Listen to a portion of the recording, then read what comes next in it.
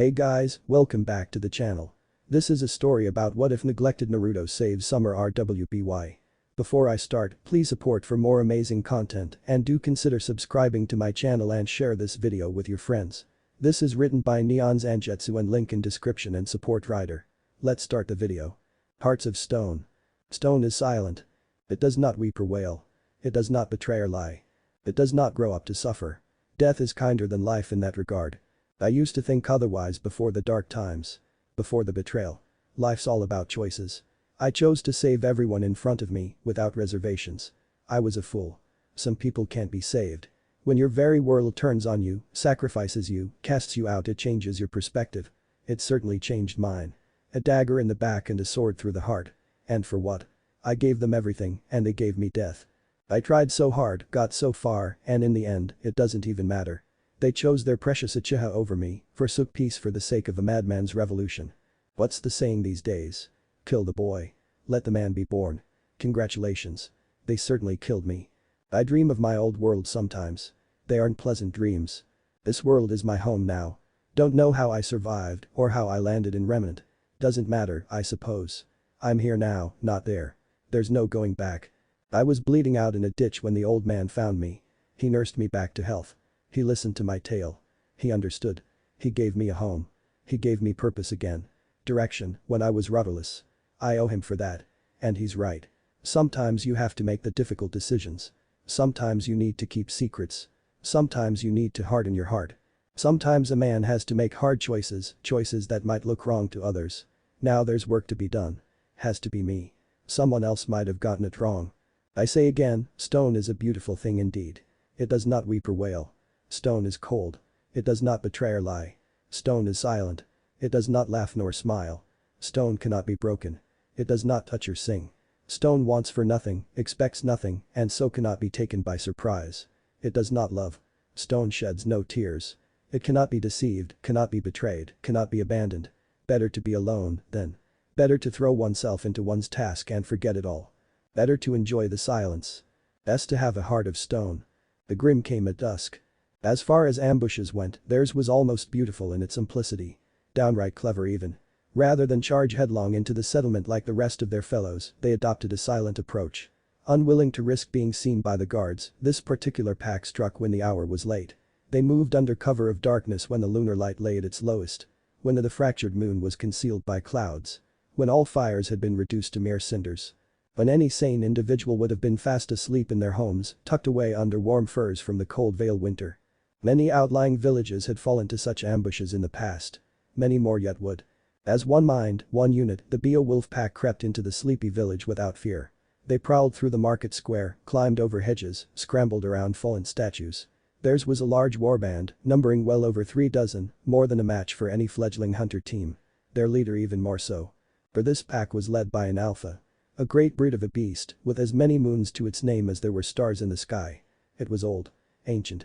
It had survived many a skirmish with many a huntsman and grown all the stronger for it. Now the towering beast paused and took stock of its surroundings. Behind, its brothers halted. A mighty snout rose and inhaled deeply. Something was amiss.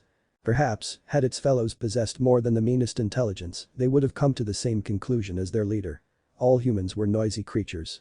Fitful beings that stank of fear, fear which in turn fed them. When one of their kind was seen, the fleshy ones would kick up a fuss. Shout and scream and scramble for their weapons. And yet now. There was only silence. None challenged them. No cries went up. No alarm was sounded. There was no fear to be felt here. No prey to be found here. The village lay empty. No, not quite empty. It could smell the scent of flesh within, but it was distant. Muted. Stranger still, the ground was loose at their feet. As if someone had recently dug several holes and filled them back in. But why? To what purpose? Clever though the alpha was, it could not comprehend the purpose of an anomaly such as this, and thus, it led the pack onward in search of their target. It lacked the ability to worry as the fleshy ones did. But it experienced a pang of confusion all the same as the silence persisted. Where had all the humans gone? Where was their prey? Why did it have a bad feeling about this?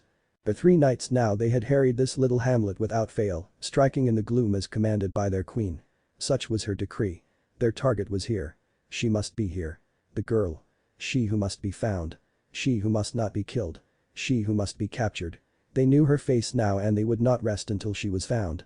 Tonight, they would tear the village down around her head and force her out of hiding once and for all. They were the hunters and she was their prey, as all humans were. As it had always been. But tonight something hunted them. A hooded head rose from a nearby alleyway, framed by the shadows of a muddy green cloak. Baleful blue eyes burned in the dark as they beheld the grim. Whiskered cheeks dimpled in the faintest of scowls. Shrouded in silence and unseen by the grim, the hooded being pulled a tiny orange pistol from their sleeve. Barely a weapon at all, this. It held but a single round. The grim never heard its owner whisper. On my mark. An arm rose, pointing it towards the silent sky. Take aim. A series of soft clicks answered him. Fire. With an almighty roar, 9 flares howled into the sky, bathing the night in bloody crimson relief. Every single grim jolted at the sudden light, looked up, and was subsequently blinded for their foolishness. It would prove their undoing. A chorus of furious cracks raced hot on the heels of the flares as dust-powered rifles unloaded upon the unwary pack below. Smoke swelled from the shots, blinding the beasts yet further. Most of them were still reeling when someone detonated the mines underfoot. The dull roar that followed drowned out any howl the wolves might have made. Half the pack perished instantly, blasted apart or incinerated on the spot. The rest reeled, clutching their wounds. These monsters had thought to drown these poor people with numbers. They were drowned with clones instead. 100 men burst from ground, leaped from the trees, appeared from the very air itself. Each wore the same face. Each brandished a weapon in hand. In short order the ambushers were themselves ambushed and put to the sword. What followed wasn't a fight. It was a massacre. Somehow, the Alpha was lucky enough to survive the initial blast. In that, it was fortunate. Instincts and heavy bone plating had shielded it from the worst of the explosives. Eyes spinning, ears ringing, world reeling, it struggled upright in the smoke. It found the one responsible for the slaughter soon thereafter. A cloaked huntsman wading into the melee. He pulled a two-handed war axe from the holster at his back. It was a simple weapon, small yet slender, the kind one might expect a woodsman to use. All polished timber and steel with 2 edges, each glittering with ice dust. The huntsman flung it forward and the hatchet buried itself in a wolf's skull. His prey crumpled with gurgle. With a yowl born of loss and rage, Alpha Beowulf lunged at him while he was unarmed. Honed claws tore the cowl from the hunter's face as he ducked away. A youthful visage was exposed, whiskered cheeks framed by shaggy blonde hair and dull blue eyes. In a rare moment of clarity, the grim suffered an epiphany.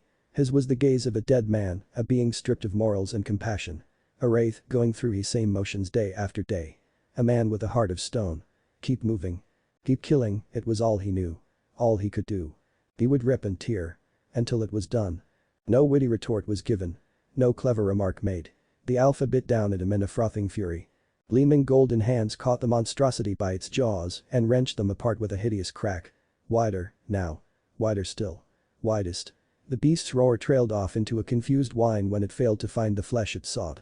That whine became a whimper as the man began to bend its laboring maw back. Bone crackled. Hideous red eyes bulged in confusion. Claws thrashed against his cloak and ripped into his body. They skittered off a burnished silver breastplate of light steel and armored shoulder, leaving them untouched. Man met monster. The latter yielded. An awful pop filled the air and the Alpha knew no more. With a long-suffering sigh, the huntsman dropped its severed head on the ground and left it to dissolve with the brute's body. He yanked back with his right arm and the axe flew into his waiting hand. It smacked against his palm as he spun to face another grim, only to find naught but decaying corpses in their wake. He wasn't sure why that disappointed him. The deed was done, the village protected, the people safe to return. By rights he should be pleased. Instead he just felt hollow. His army awaited, a sea of familiar faces his face. Staring silently back at him. They were his legion, awaiting their commands. He gave them gladly. Alright, lads. Let's get this over with. We've got a busy night ahead of us and a long walk back. A gloved hand flicked out his scroll and called forth an image, holding it up for the horde to see. She's a tricky little thing and probably scared out of her wits. Don't hurt her. His gaze narrowed when a few of them looked surly. She's just a kid. We're here to rescue her. Anyone who forgets that gets dispelled. As one they saluted and dove into the village. In the end, it only took 5 minutes to find the individual Osmond sent him for. If only because she hadn't fled with the rest. Unwise that, but he wasn't the sort to look a gift horse in the mouth. Perhaps she didn't trust any of the villagers with her safety. Wise, that. The wilds of Vale were a dangerous place. In truth, he hadn't come here to save this little hamlet or the people dwelling within. They'd simply been in the way. It had only taken a few harsh words to make them evacuate. Almost sad, really. If it were his home he would have stood his ground. These people hadn't, for the most part. One of the clones believed their quarry was hiding in an abandoned homestead. A battered ruin torn apart by grim nights past. They'd all but shorn the roof off and hacked into the walls to get at those within, leaving the ramshackle building open to the elements. The door itself had long since been sundered by heavy blows and now barely hung from rusty hinges that creaked in the wind. The huntsman beheld a spot of dried blood upon the worn green frame and sighed. Pushing the torn frame aside, he entered the ransacked home. The interior proved worse in every way. Upturned furniture greeted his gaze, accompanied by a set of shattered stairs and yet more bloodstains. Blood on the floor told a grisly tale all its own. Someone had held a bitter last stand down here with a pitchfork and a fire poker. Judging by the bloodstains and the shattered state of said implements, it hadn't ended well for them. He found a worn photograph nearby, its frame worn and cracked. A family, then. A mother, a father and 2 children. Damn shame. He muttered. Hope some of them made it out. Little more than a shell of its former self, the cottage would no doubt torn down when the survivors returned to rebuild their lives. Those who had died perished would be buried, as would the memory of what transpired on this awful night. They would soon be forsaken and forgotten, like all the rest. Nothing more. Nothing less. Just like him. Steeling himself against an unpleasant memory, the huntsman stretched out his senses. Someone was here. He just knew it. But where? His gaze flitted to a heavy oaken chest and scratch marks against the floor. Someone had dragged it here. Hastily, by the look of things. The Grim hadn't bothered with it. He gave it a good hard kick and to his surprise, received a response. A dull thump echoed in the dark and the chest lurched as though struck from below. Blue eyes zeroed in on it. In short order the large chest was pushed away and a cellar door revealed. He broke the lock, found the latch and pulled it back, revealing a ladder and a yawning space below. Anyone down there? Something burst out of the dark and surged up the ladder to slam into his chest. He tried to catch them and received an angry bite to the wrist for his troubles. Rather than risk their safety he let go and allowed them to scramble past. He barely even felt the impact. A lesser man might have panicked. The huntsman turned with a blow and followed its source with one eye, tracking it all the while. Easy there. You're alright, now. The shinobi turned mercenary turned towards the shivering wreck. The Grim are all gone. I killed every last one of them. With deliberate slowness he reached into one of his belt pouches and withdrew a half-eaten granola bar. He brandished it before him like a sword. Come on. He held it up at eye level, voice echoing in the stillness. You must be hungry after being down there for so long. The silence had no answers for him, but he saw a shadow scramble into a darkened corner. Whiskered cheeks dimpled in a scowl as he knelt. I'm Naruto, by the way. He spoke slowly, modulating his voice into a soothing undertone. What's your name? Look, if I was going to kill you, I would have done it by now. He shook his head and lowered his hand. I'm here to protect you. Scout's honor. A faint scratching sound reached his ears. Slowly, tentatively, a tiny shape emerged in the light of the moon. See? That wasn't so bad. Naruto looked down at the child. Back to the photograph on his scroll. Back to her again. The little girl gazed up at him, eyes wide and fearful. The smatching orbs of pale cream regarded him, framed by a messy mop of brown and pink spattered with blood. In the moonlight, her eyes burned with wild flames. Clad in tattered brown rags, she was stick-thin and looked to be on her last legs, barely clinging to the last dregs of life. Curiosity gave way to intrigue as he looked upon her. This was the girl he'd been asked to find. A wet kitten was more dangerous than this little tyke, burning eyes or no. Still, he didn't approach her. Because looks could be deceiving. And right now, she was eyeing the ration bar in his hands like it were solid gold. He granted her a grim grin. Hello, little maiden. Nice to meet you. She didn't even blink. Her eyes were fixed firmly on the granola bar. Dirty fingers twitched restlessly at her sides. For a moment she tried to take it from him by force. The air shimmered and rippled as she tried to weave an illusion between the two of them. He saw right through it. Her eyes burned again, odd flames shooting from her gaze. Naruto tensed, but she didn't call upon the power. The child just stared at him. Perhaps she realized what he was. Perhaps she knew better. Perhaps she simply had a good head on her shoulders. Who could say? Naruto hefted the granola bar. Her gaze followed it. You want this? Her eyes flicked to his face, then the food in his hand. Pale lips worked wordlessly, a dry tongue flitting out across cracked lips. No sound emerged. Not even a squeak. Odd. Even children could make noise. That she hadn't done so concerned him. Some folk were born deaf. Others came into this world blind. But to be born mute. He'd not seen that before. Poor thing. He frowned down at her. Huh. Can't talk, can ya? The girl's head bobbed in a fitful nod. Know any family? She shook her head. Then what do I call you? She reached out at him, at the food in his hand, but didn't approach. Her eyes met his, conveying an unspoken message. Gim. The bitter gasp of a starved child. Please, so hungry. Something stirred in his heart and heart. He knelt further. The girl skittered back when he reached out for her. Here. The lazy toss of his wrist sent the ration bar sailing through the air. Her eyes snapped to it with hawk-like focus, watching it sail end over end. Fear burned away in the face of hunger. She scrambled forward and snatched it up before it could touch the ground. Foil crumpled in her hands and the food vanished into her mouth. By the sage, he didn't even see her chew. She'd practically inhaled the damn thing. He produced another and she all but devoured that. His eyes flickered to her hair and wild eyes. Pink. Brown. White. An idea was born. Hey. The little girl perked up and scowled at him like a wary fox. In return, Naruto pulled the canteen from his belt and offered it to her. She crept closer. He didn't move. Tiny fingers darted out, ripped it from his grasp, and tore the cap off. She drank greedily. Nothing was spared. The empty canister struck the dusty ground with a dull clatter. Her eyes sought his again, and he found himself reminded of a stray dog that had been kicked one too many times. She was wary of him. Rightfully so. The man in armor was a man to be feared, and he was more dangerous than most. Still, he couldn't leave her here. Neo. The girl jolted as if she'd been struck and a pale finger touched her chin, as if to say, me. Neo. Naruto repeated the word slowly, sounding it out for her as she gazed at him with eyes of mismatching creme. That'll be your name. It's short for Neapolitan. Matches your hair. Wha'd you think? When she dithered he had but to wave a third rations bar before her face. Her approval was won almost instantly and her head bobbed in silent agreement. Naruto cracked a smile. Like that one, do you? Neo offered him a small anxious smile as she chewed slower this time. Upon her hard-won meal. Poor tyke.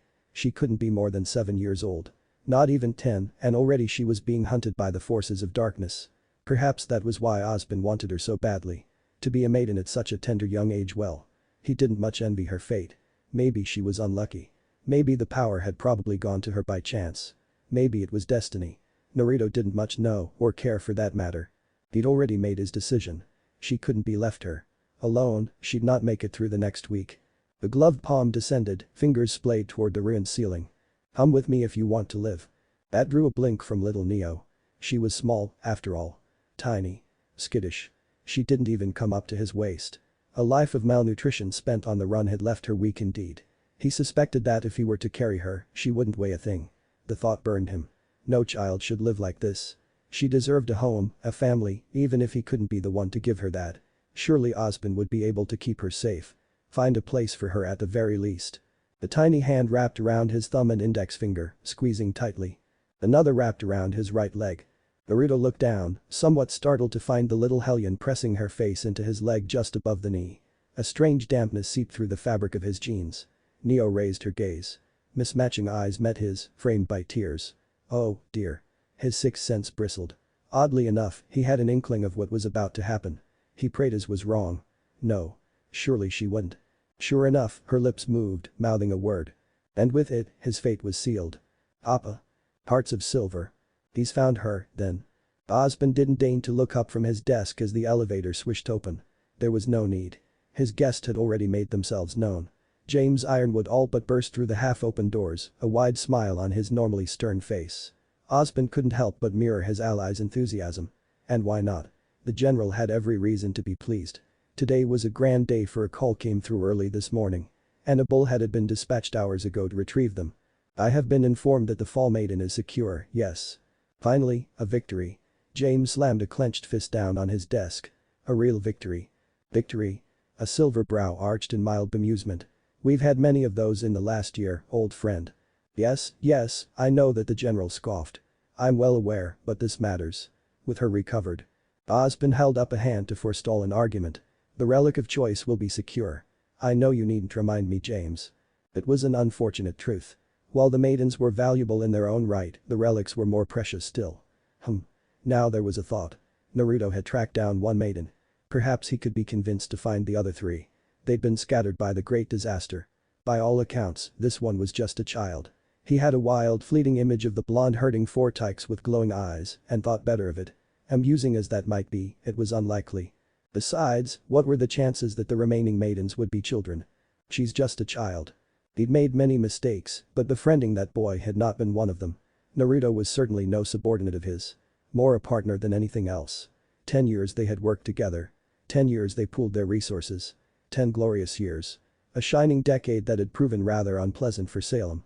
Most unpleasant indeed. Naruto could not be tempted with coin. He could not be seduced by the pleasures of the flesh, for his heart was hard as stone. He was ever wary and horribly difficult to kill. Power and prestige meant nothing to one such as him. For one such as he, there was only duty. Relentless, tireless duty. His bonds were few, he spoke to fewer still, and his principles were rooted in stone. In that, they were alike.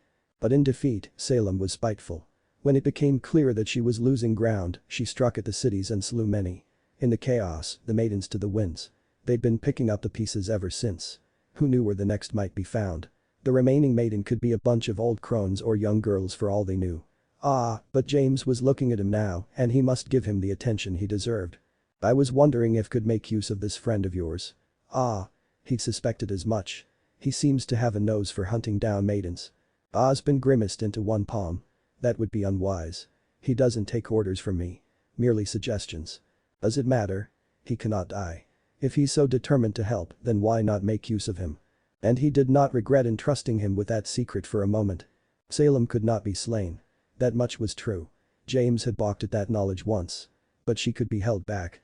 Take away her pawns, her minions, and her pieces, and she would be forced to start anew. Without them, what did she have? An army of Grimm? They had the walking equivalent of a hydrogen bomb. So long as they remained vigilant, she would not find them caught unawares. They had a chance, now. And he would not see him thrown to the wolves. Incorrect, James. Unlike me, he's quite mortal. He simply doesn't age as the rest of us do. I still don't rightly know where he came from. Osmond steepled his fingers, considering the map beneath him for a long, agonizing moment. I don't know who or what made him the way he is now. But I know this. He's a good man. A simple soul. Do you see this? A finger stabbed down, indicating the vast swathe of green across said map. This young man has single-handedly pushed back the Grimm and made colonization possible here in Vale. Mountain Glen would have fallen long ago were it not for his deeds. She fears him. He could do the same for Atlas. But at what cost? No, we must act prudently in this. The weighty silence forced itself between the two allies, no longer young men. In a way, he reminds me of myself. Osmond sighed into it. If I thought he could kill Salem, I'd gladly set him upon her. His old friend granted him a curious look. But you don't think he can? Even him? Salem cannot be killed. Not by him, not yet at least. Ironwood blinked. Not yet. Naruto is very creative when it comes to high ordnance explosive and seals. He shook his head, caught in the teeth of an old memory. A fond memory. No doubt Salem was still rebuilding her tower after the blonde's last incursion. Still, I fear his actions will provoke her all the same. Salem may avoid him, but she has no shortage of pawns to serve her. He steepled his fingers and laid his chin atop them. Now that she has been found, the girl must be protected. Quickly. Before she strikes at her. James, bless him, was quick to see the sense of his scheme. I can have an airship prepped and ready to meet them within the hour. Quite unnecessary. Osmond granted him a grim grin. I've already sent an agent of my own. His face dimpled in a smile. Summer, then. She'll be happy to see him. The two men exchanged a knowing smile. Osmond laughed. You have no idea. Neo. She had a name now. It was hers and it made her happy, and she would keep it forever and ever and ever. The girl sounded it out in her head as she followed her protector through the wilds of Vale, rolling it around on her still tongue until she was satisfied. It felt good to have a name. With a name came identity. No longer was she some nameless urchin grubbing about in the dark, forgotten by her parents, forsaken by the world. This was good. This was better. Better still, to finally stop running. She'd been running for nearly a year now, ever since her eyes began to glow and the strange power had come to her.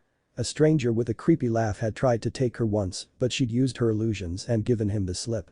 She'd avoided the big brute with the soft voice and big muscles. Steered clear of the mustachioed man and his low, lilting voice. But most of all, she'd learned to avoid the hooded woman with dark skin and her cloak of green. They were looking for her, determined to find her, catch her, and do well. The girl didn't know what they wanted with her, but she hadn't stuck around to find out. Vale became too hot for her, and so she fled into the wilds, seeking shelter. She hadn't found it. Grimm hounded her in place of people, chasing her from one settlement to the next. The people in the last village had been rather nice, at least. A small family had taken her in, fed her, and nursed her back to health. They'd even tried to defend her when the Grimm came. They perished for it. But the old man had been smart. He'd hidden her down in the cellar before he fell. He had hidden the trapdoor well. So well that the stupid Grimm weren't able to find it. He'd paid dearly for his cleverness. Sometimes, she heard his screams in her dreams and likely would for the rest of her days. No. Neo slapped her cheeks until they stung. No more bad thoughts. Now she was safe. With night long since passed and a good sleep behind her, she felt brave enough to face the afternoon. The open road sprawled out ahead of them with great wooded forests rising up on either side, bringing with it the faint chirps of birds and other wildlife. Further along in the distance she spied the faint smudge of grey on the horizon. That, she had been told, was Vale. Beyond that would be beacon promising security and safety alike. She would stay there for quite some time until she learned to master her gifts. All because of him. She stole a glance up at her ally. Savior. Papa. Bringer of food. Just this afternoon, he'd caught and cooked brace of rabbits for her. She'd devoured them greedily, then drank from his canteen again after her refilled at a nearby stream. It felt good. For once in her life she wasn't thirsty or hungry. She'd filched new clothes for herself from what the villagers had left behind and was quite chuffed with them. Gone were her ruined and bloody rags left behind to let any who might hunt her astray. And in their place she wore something altogether more comfortable. Clad in a fluffy dark hoodie with a delightfully pink shirt beneath and matching sweats besides, she was snug as a bug in a rug against the chill of winter. She'd find herself a better outfit, one with style. Later down the line. For now. This was nice. Real nice. Naruto caught her staring at him and quirked a blonde brow. Hanging in there? Her head bobbed as she limped along. Blasted. Her legs hurt. Of course, he saw that, too. Want me to carry you? Now there was a sound idea. Neo rounded on him with a brilliant smile, all her pain forgotten, eyes ablaze and bleeding flames of pink creme. Her arms shot up and she hopped in place like a baby bunny. After all she'd suffered through, she bloody well deserved to be carried. Up. Now. Such a demanding little girl. She thought she saw the ghost of a smile touch his whiskered cheeks as he knelt and plucked the axe off his back to make room for her. In short order Neo clambered onto his shoulders like a mad monkey, locked her legs around his sides, and threw her arms around his neck. Her chin took up residence on his collarbone to secure herself further. A chuckle shook his chest when she nuzzled closer. His smile grew an inch. You're not gonna let go, are ya? She shook her head fervently and buried her glowing eyes against his neck. They walked in companionable silence for some time after that, taking their time as the hours whittled away. She knew full well her guardian could run like the wind. That he had chosen to move at a more sedate pace suggested he wasn't in any hurry to return to civilization himself. Fine by her. Mismatching eyes flashed balefully at the thought. She longed to tell him about those hunting her, but she lacked the means to do so. She didn't even know her letters, let alone how to write. Speaking was clearly out of the question. Still, she must find a way. Papa needed to know. They heard the bullhead before she saw it coming. It began as a long whine in the distance, one that brought Naruto up short. Like a distant thunderclap slowly growing closer, it soon became impossible to ignore. Nah. Neo tapped Naruto's shoulder. SHH. He pressed a finger to her lips and stood his ground. Soon enough a dark speck became visible against the waning light of day. Within moment it grew large. Larger. Largest. Neo began to fidget, fearing the worst. Naruto said not a word, but she heard the faint creak of soft leather as his gloved hand tightened around the haft of his axe. Don't worry. Her chaperone laughed, nodded, sounding mildly amused. This is the way. The way? Neo narrowed her eyes in mild confusion. If the way meant more food, clean clothes and a comfortable bed, then she'd follow it to the very ends of the earth. But if an enemy came tearing out of that ship and tried to kill her, she was bolting for the treeline. With a great whoosh of air, the mighty metal bird swept in and alighted in the clearing before them with peerless grace. Its pilot must be skilled indeed. The hooded figure pushed the bay doors apart and emerged with a jaunty wave. Panic flared to life in Neo's chest like a miniature sun, burning everything away with dread. No, no. She willed herself to breathe. This cloak was red and white. Not green. She didn't have a staff. The huntress tugged her cowl up, revealing a pale face framed by red-black hair, a warm smile and startling silver eyes. Silver. Such an odd and mysterious color. Strangely enough it set Neo at ease. This was not a bad woman, but a good person indeed. Hello, the newcomer chirruped cheerily at them as she disembarked. I'm here to pick you up. Neo still frowned at the young woman. For it was most certainly a woman and she was disembarking even now. Of the pilot she saw nothing. They seemed content to remain in the cockpit and stay far, far away from the silly grinning. Proper sense, that. Appa seemed to agree too. Because he grunted at her. Summer. I didn't ask for an evac. No, you didn't. The huntress hopped down, white cloak fluttering in the wind behind her. Oz figured you might want one after walking in the wilderness. A beat of silence. Blue eyes narrowed in realization. He traced my scroll call, didn't he? Yup. The girl smacked her lips. Of course he did. Then she saw Neo and all pretense fell away. Oh my gods. Is that her? One moment she was a good arm's length away. In the next she was before them, a trail of white rose petals in her wake. She's so tiny. Neo jerked backwards, terribly startled by the smiling visage thrust before her. So precious. So cute. I wanna pinch her cheeks. Neo bared her teeth in a soundless hiss and reared away. Naruto clicked his tongue. Summer, no. Summer, yes ow. Two fingers flicked her forehead, drawing a yelp from the exuberant huntress. She glowered at him for it. What was that for? She's had a bad time. The huntsman chastised her. And you're being loud. Startled silver eyes flitted back to Neo with renewed interest. Not pity, she had a feeling this little waif wouldn't take kindly to that. But a different sentiment altogether. Understanding. Empathy, even. Summer dared a quick step forward, only just now noticing how painfully thin and gaunt the poor girl looked. Poor thing. She touched a hand to one of the field pouches on her waist and withdrew a chocolate bar from within. Neo saw it at once, her eyes gone sharp and slitted. What? She liked chocolate. I'm sorry. Summer's smile returned, softer this time. Here, sweetheart. Are you hungry? Neo's hand snaked out over Naruto's shoulder to snatch it up. She crammed it into her mouth and ate quickly, never once taking her eyes off the huntress. Said huntress quirked a brow. Quite attached to you, isn't she? Naruto shrugged. She'll grow out of it. Neo balked at him. She most assuredly would not. The huntress saw that too, damn her and her clever eyes. Whatever you say. Summer bumped Naruto with her hip. He didn't push her off. Instead he looked away as she leaned her head against his chest. Silver eyes looked up, seeking his. I really did miss you, you know. Naruto muttered something that might have been along the same lines. Neo choked down her unexpected meal and renewed her scrutiny of the unlikely duo from her perch. Witaminate. Were they might be. She couldn't be sure. Though she was but little, she wasn't stupid. She knew the signs. You didn't grow up in the streets of Vale without learning a few things. They looked comfortable with one another sure enough. Summer was downright at her ease with him. Neo wasn't sure how to feel about that. Let's go home. But she liked. It didn't feel safe out here. The sooner they boarded the bullhead and got out of here, the better. A dark shape burst from the treeline behind them. Neo barely saw it. Whatever it was fast. Too fast. Long and sleek, twisted and wrong, white, jaws gaping wide. Naruto spun and she lost sight of it as he raised an armored arm. His gauntlet barked and the grim, she certainly saw it now, flew back with a startled yowl. Another arm came up and a jet of flame erupted from an odd device there, bathing the beast in a torrent of naked napalm. Incredibly, it thrashed upright. A clawed paw swept out at Naruto, causing him to scramble back lest he risk Neo. Summer saw it and scowled. Oh, no, you don't. Mighty light burst from her eyes and the beast crashed backward with a yowl, clawing at its masked face. It surged upright again with a body howl and lunged. Another blast hit it in mid-stride, sending it crashing through the undergrowth. A third put it down. Its body toppled backward with a noise that could only loosely be called a scream. Well. Summer turned with a huff, scrubbing at her eyes with the back of a hand. That was bracing. Let's be off before more. Behind the creature shuffled upright with an awful crack, a broken puppet without strings. Neo saw its face. Had she possessed a voice, she would have screamed. Wrong. Wrong, wrong, wrong. It was all wrong. Its body was grim, that much was certain. But where the beast's head had been, a human stared out at them.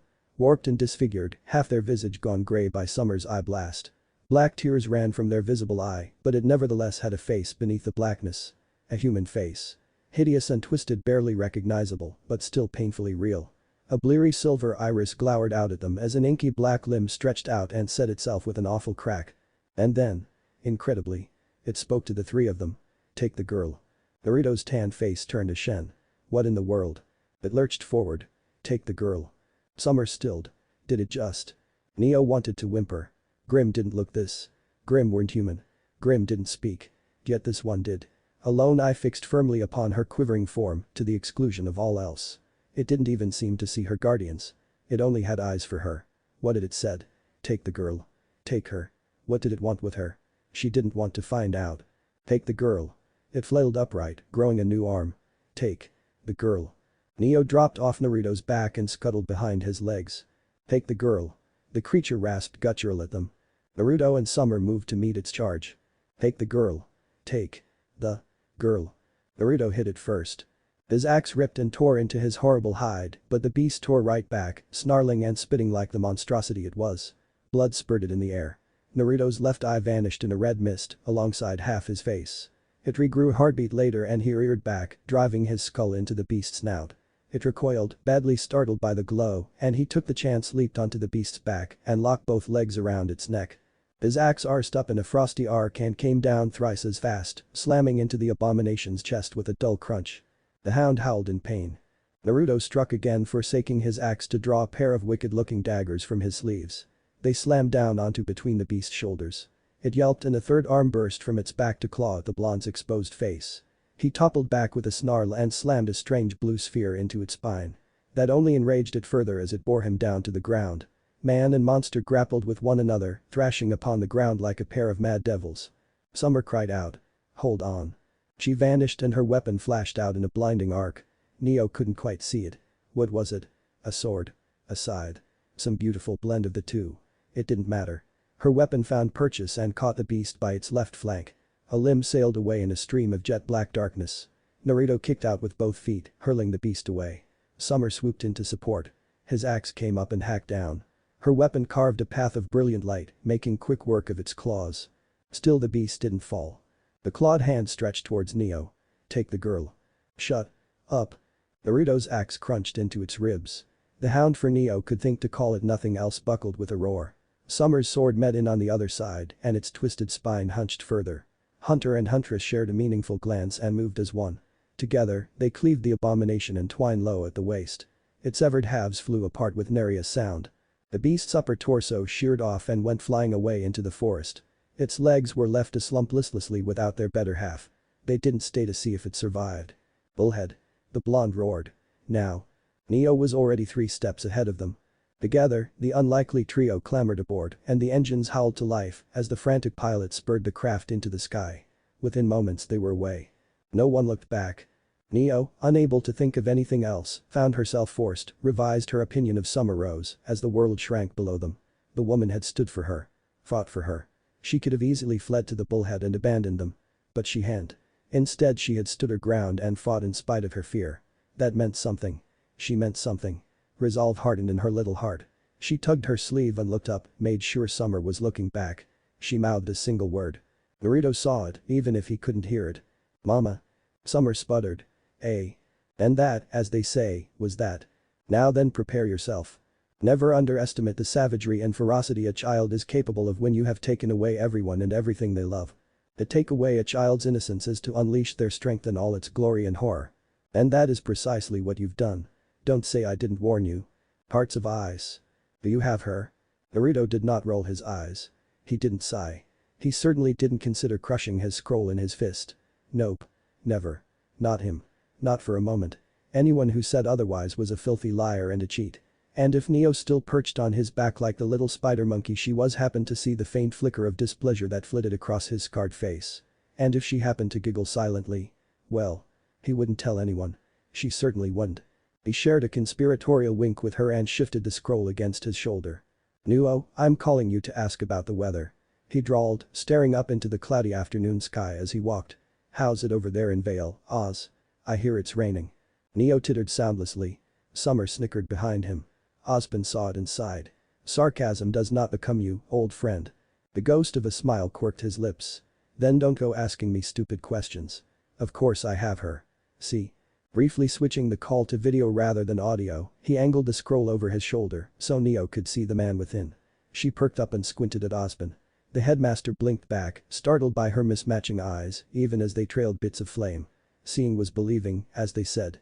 Seeing the fall maiden for himself would quell his paranoia more than any half-hearted speech. He hadn't felt the need to give one of those since Mountain Glen. Bastard still had that speech playing there.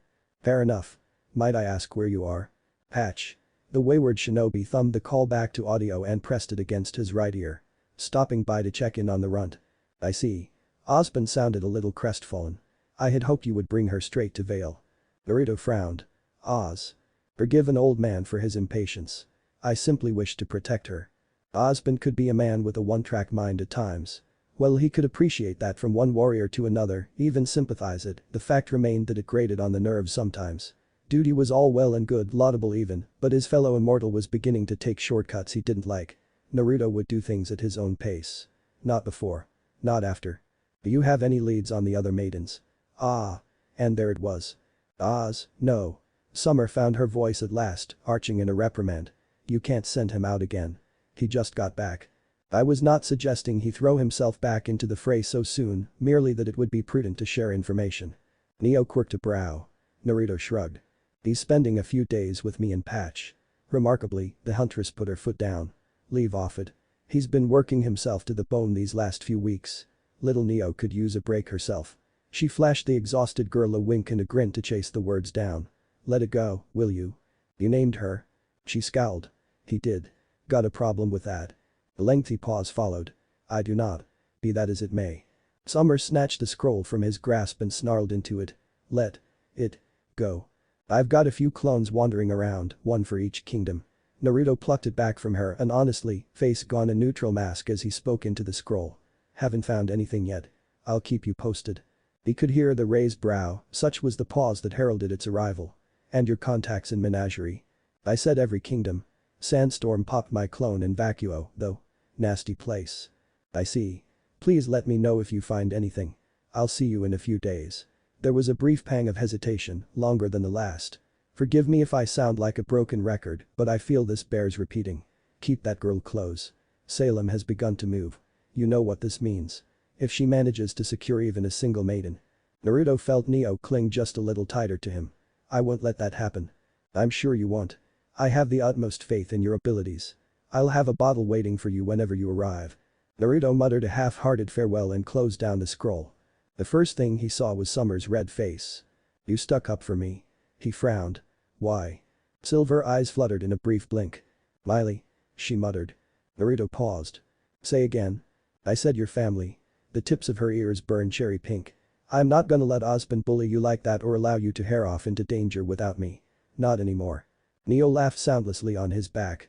And I'm certainly going to be keeping an eye on you. This again. The warrior sighed. I already told you I wasn't in any danger. Not my point. She stomped a boot, crossed both arms beneath her bosom and huffed. We're a team. You're my partner. A rare flash of anger gleamed through her gaze before she suppressed it. Yet at the fist sign of danger you just wade right in without a care in the world. Are you trying to die? Was he? Not really. He had a task to attend to at the time. A mission. Besides, he moved faster alone. It'll take more than a few grim to kill me. Neo swatted his shoulder, drawing a scowl from him. What? It's true. Summer gave him a pitying look. All things die, Naruto. He shook his head and walked on. Not me. Summer scampered after him. Are you really that dense? She drew even with him quickly and looped her arm in his. I know you've got a heart of stone and all, but really, is your brain thick as a brick? Hey. Don't give me the silent treatment. You're not Neo. Naruto unbent enough to sigh as they traipsed ever onward. Noisy girl. Aha. He speaks again. Her giggle filled his ears. You won't be rid of me that easily. Sometimes, Naruto wondered if he would ever understand Summer Rose. On a good day she was all smiles and sunshine, but beneath that she was sheer steel. Sometimes she could be a walking bundle of contradictions, at others she was pure as the driven snow. Ordinarily she would be the first to fling herself into danger certainly when innocents were involved. But when it came to him she became downright silly. Always touching with her. Touching, touching, touching. He wasn't bothered by it, he just found it odd. If touching his arm or holding his hand made her feel better, then who was he to dissuade her? Besides, he was comfortable around her. As much as he could be with anyone these days. Comfortable enough to be with her, at least. After all he'd been through, that meant something. He didn't find her unpleasant, even if she was determined to make him smile. It was simple logic, he told himself. Their skills paired well together. Her silver eyes made mincemeat of Grim while he dealt with the more human threats. They were a good team. With most of Team STRQ starting to settle down, Summer was more willing to accompany him on his excursions than ever. Logic dictated that he worked better alone, but a second pair of eyes never hurt. Right. Useful. Keep lying to yourself. Don't worry. Her fingers threaded within his. I'll crack that rocky exterior of yours yet. You'll help, won't you, Neo? In his peripherals, the little maiden flicked her a thumbs up. Neither gave him time to dwell on it. Come on. Summer dragged him by the hand and tugged him along. We're gonna be late. Neo's head bobbed in agreement. Traitor. Of course she'd side with Summer. She'd chosen her. Summer had no say in the matter. He kept walking. Patch was an idyllic little island, the perfect place to raise a family. Taeyang's home reflected that well, a cozy little cottage nested between a copse of trees. Painted in pleasant and colorful hues, it rather reminded of an overgrown pinata. All bright and fast and lively. Made sense really. Tai was a cheery guy these days. Why wouldn't he be? He had a loving wife and a child he adored with all his heart. If rumors were to be believed, he and Raven were trying to give young Yang a baby brother. Yang and Yin. Had a nice ring to it. Yes, the Branwen Xiaolong family certainly had enough spirit for the both of them. Still, he couldn't help but notice the toys scattered haphazardly about the yard and the patches of burnt grass. Now that brought a smile to his face. Seemed little Yang had been practicing with her semblance. Neo wrinkled her nose at the sight, not quite making the connection. Don't worry. He looked back, catching the mute girl's gaze with his. Yang's a bit of a spitfire, but she's harmless for the most part. She did set you on fire once. Summer hummed. Naruto grunted. One time. One time and you never let me live it down. Neo glanced rapidly between the two of them and smiled one of her little smiles. Wanna get down? To his wry amusement, the little maiden scowled and clung tighter. Fair enough. Summer released his hand, skipped past them, bounded up the steps two at a time. She all but flung herself at the door. Clenched knuckles descended in rapid succession, tapping out a familiar rhythm upon the worn red frame. Naruto lingered a step behind her. If only because he knew what was to come.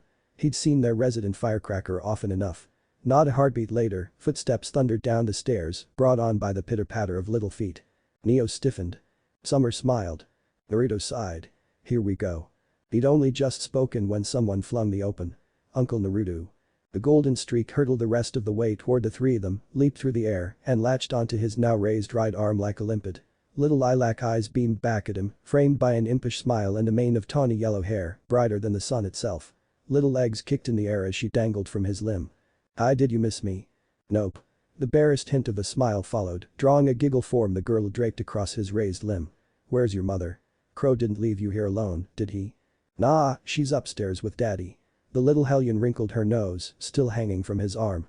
Uncle Crow said they're wrestling or something. Did he now? Naruto leaned over the threshold and found a familiar figure sprawled on the couch. QROW. What? A rough voice drawled from the living room. I didn't lie, ignorance is bliss for kids these days. Summer turned rose red. Neo scowled at Yang. Naruto reached around to pat her head. Yang noticed at once, clever girl that she was. Who's that? Neo snarled silently. Someone we're looking after. Summer temporized carefully. Oh. Yang's gaze slid past them. Auntie Summer's here too. Hi, Auntie. Are we having a sleepover? The pair exchanged a rueful look. Something like that. Awesome. Naruto tried to smile as Yang drew them inside. He really did. Still, Ozpin's words stuck with him like an angry thorn. It wouldn't let him be. Salem and her minions had nearly found Neo. What did that mean for the other maidens? Children were stubborn. Hazel knew this for a fact, if only because he'd seen it firsthand. Gretchen was much the same, once upon a time. His beloved sister had been many things in her youth. Strong. Brave. Foolhardy. She thought herself invincible. She believed she could take on the world and win. But she wasn't.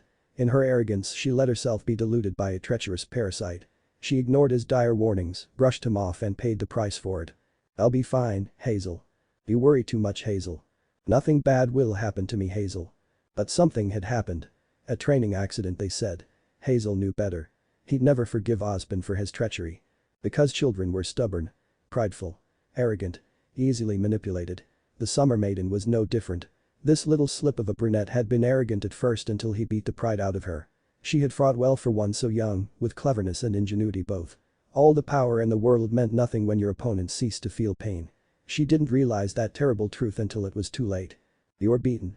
The giant stared down at her, his face shadowed by the blazing sun of Vacuo. It is useless to resist. Don't let yourself be destroyed as your predecessor did. Her eyes narrowed as she lay sprawled on the dunes beneath him, wasted and gasping for hair. He didn't even remember her name. Better that way. Better to see her as a nameless maiden than as a person. A conduit meant to open Vacuo's vault. If he saw her as anything else he might hesitate. He already felt sick to his stomach. Best to finish this quickly before her tears swayed him any further. Please just go away. I apologize. He rumbled. I take no pleasure in this. Then leave me alone. She lunged up at him, only to be backhanded to the sands. Hazel watched her force herself up into a sitting position poised to strike at the slightest provocation. She was already wounded and bleeding badly. He didn't want to finish what he had started, but he would do his duty. Surely she would see reason. Her family was already dead, her home in ruins. She owed this kingdom nothing. It certainly didn't care for her. Would it not be better to simply bend the knee and live to fight another day? She could never have her vengeance if she died. Maidens rarely went quietly these days. Salem would be displeased if this one perished, but she would understand if it came down to that. Some knew better than to be taken alive. This one was far too feral for her own good. She would likely keep throwing herself at him until she killed him or he killed her. Pale fingers twitched, curling in the sand. Hazel saw it and growled a warning. "Don't make me destroy you." "Never." The young maiden flung a sandstorm in his face and vanished among the dunes. Hazel scowled and stormed after her. Another dust crystal came and went. Foolish girl. No one had to die today. Rhodes considered himself a decent huntsman.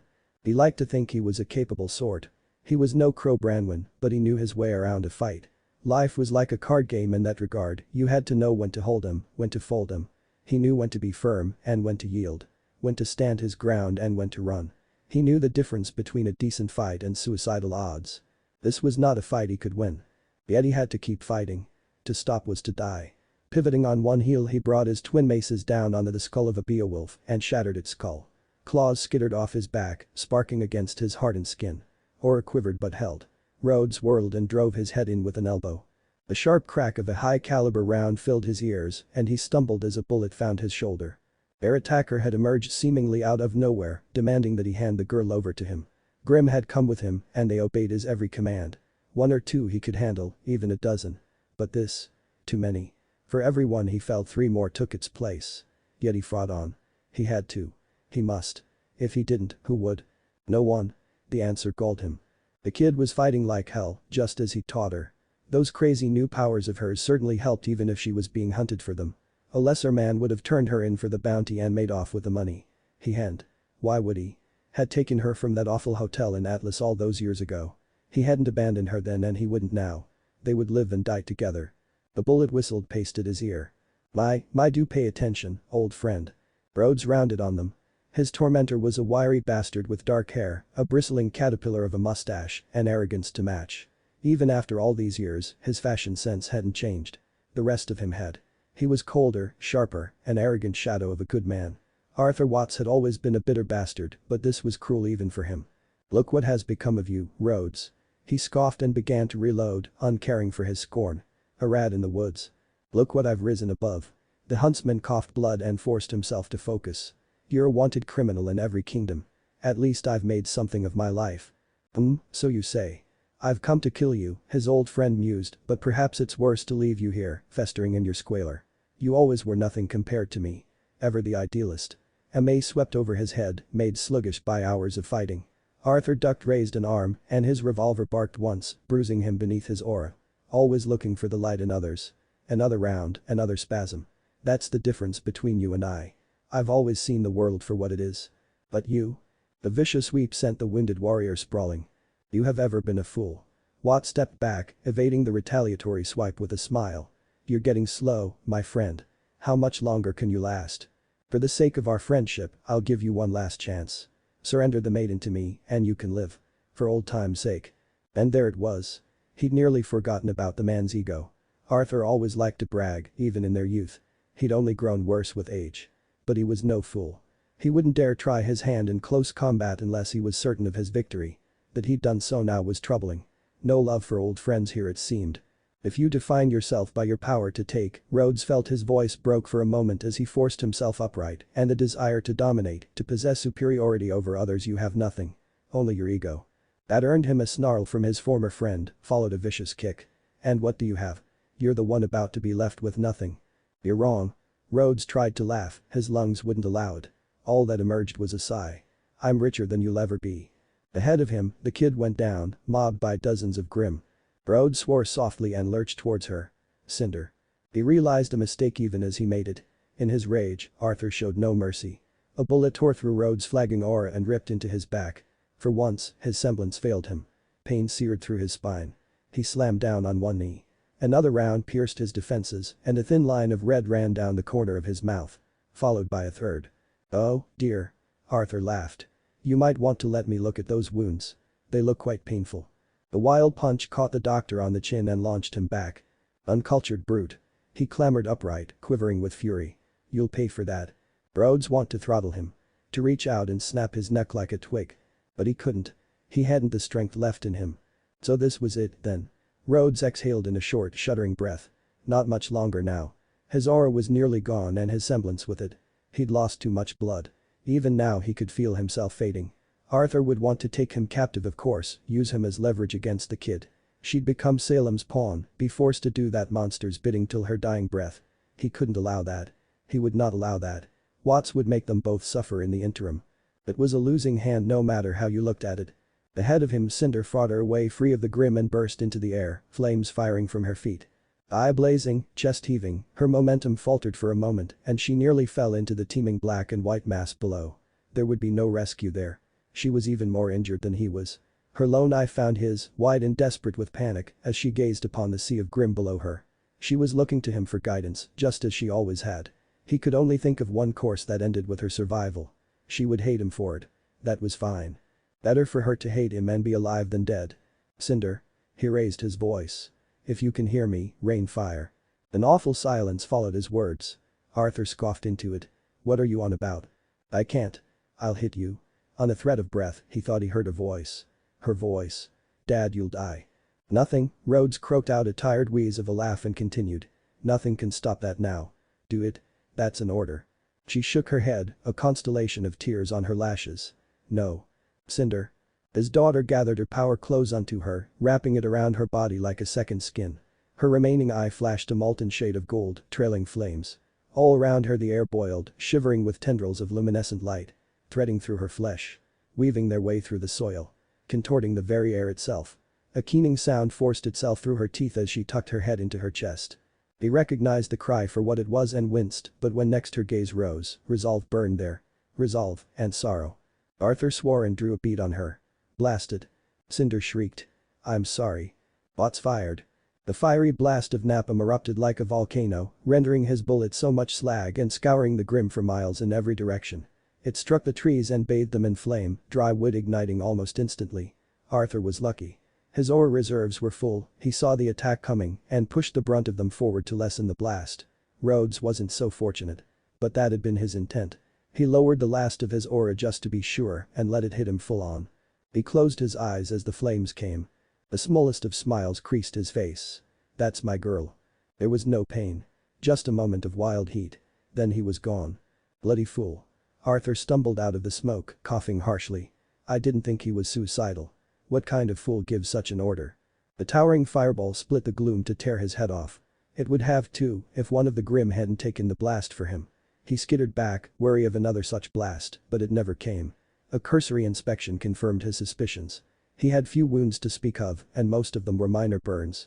She'd expended the last of her strength just now. He could still salvage this.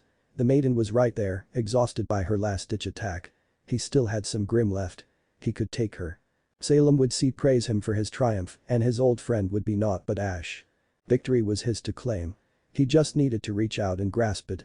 Come now, must you be difficult? Join us, or die. He offered his hand to the girl in question. You're already down an arm and an eye. Do you truly wish to die like your father? Cinder exhaled in a sharp burst of anger. And in that moment, Watts understood her. She had no desire to live without Rhodes. His mistake. Without him, she thought herself nothing. He'd saved her from a fate worse than death and in her mind it was only right she follow him into it.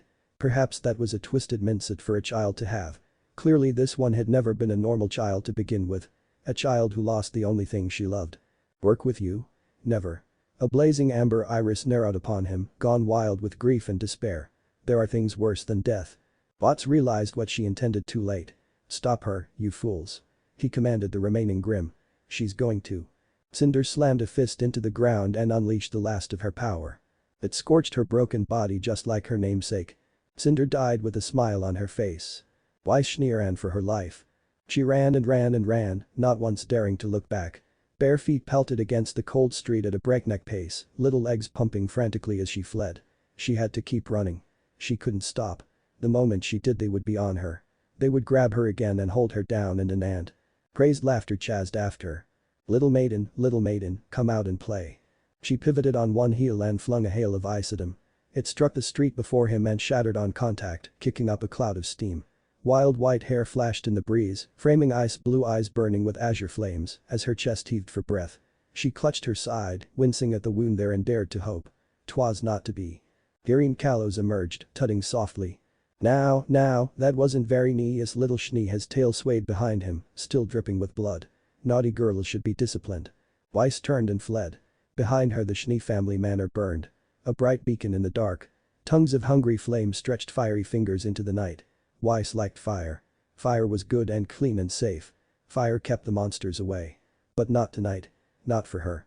Tonight the night was dark and full of terrors. And she was alone. Her family was dead, slaughtered to a man. Not even the servants were spared. This was a bad dream. A nightmare. It had to be. I'm sorry. Her mind wailed as she raced around a corner and into an alley. Please, let me wake up. I'll be good.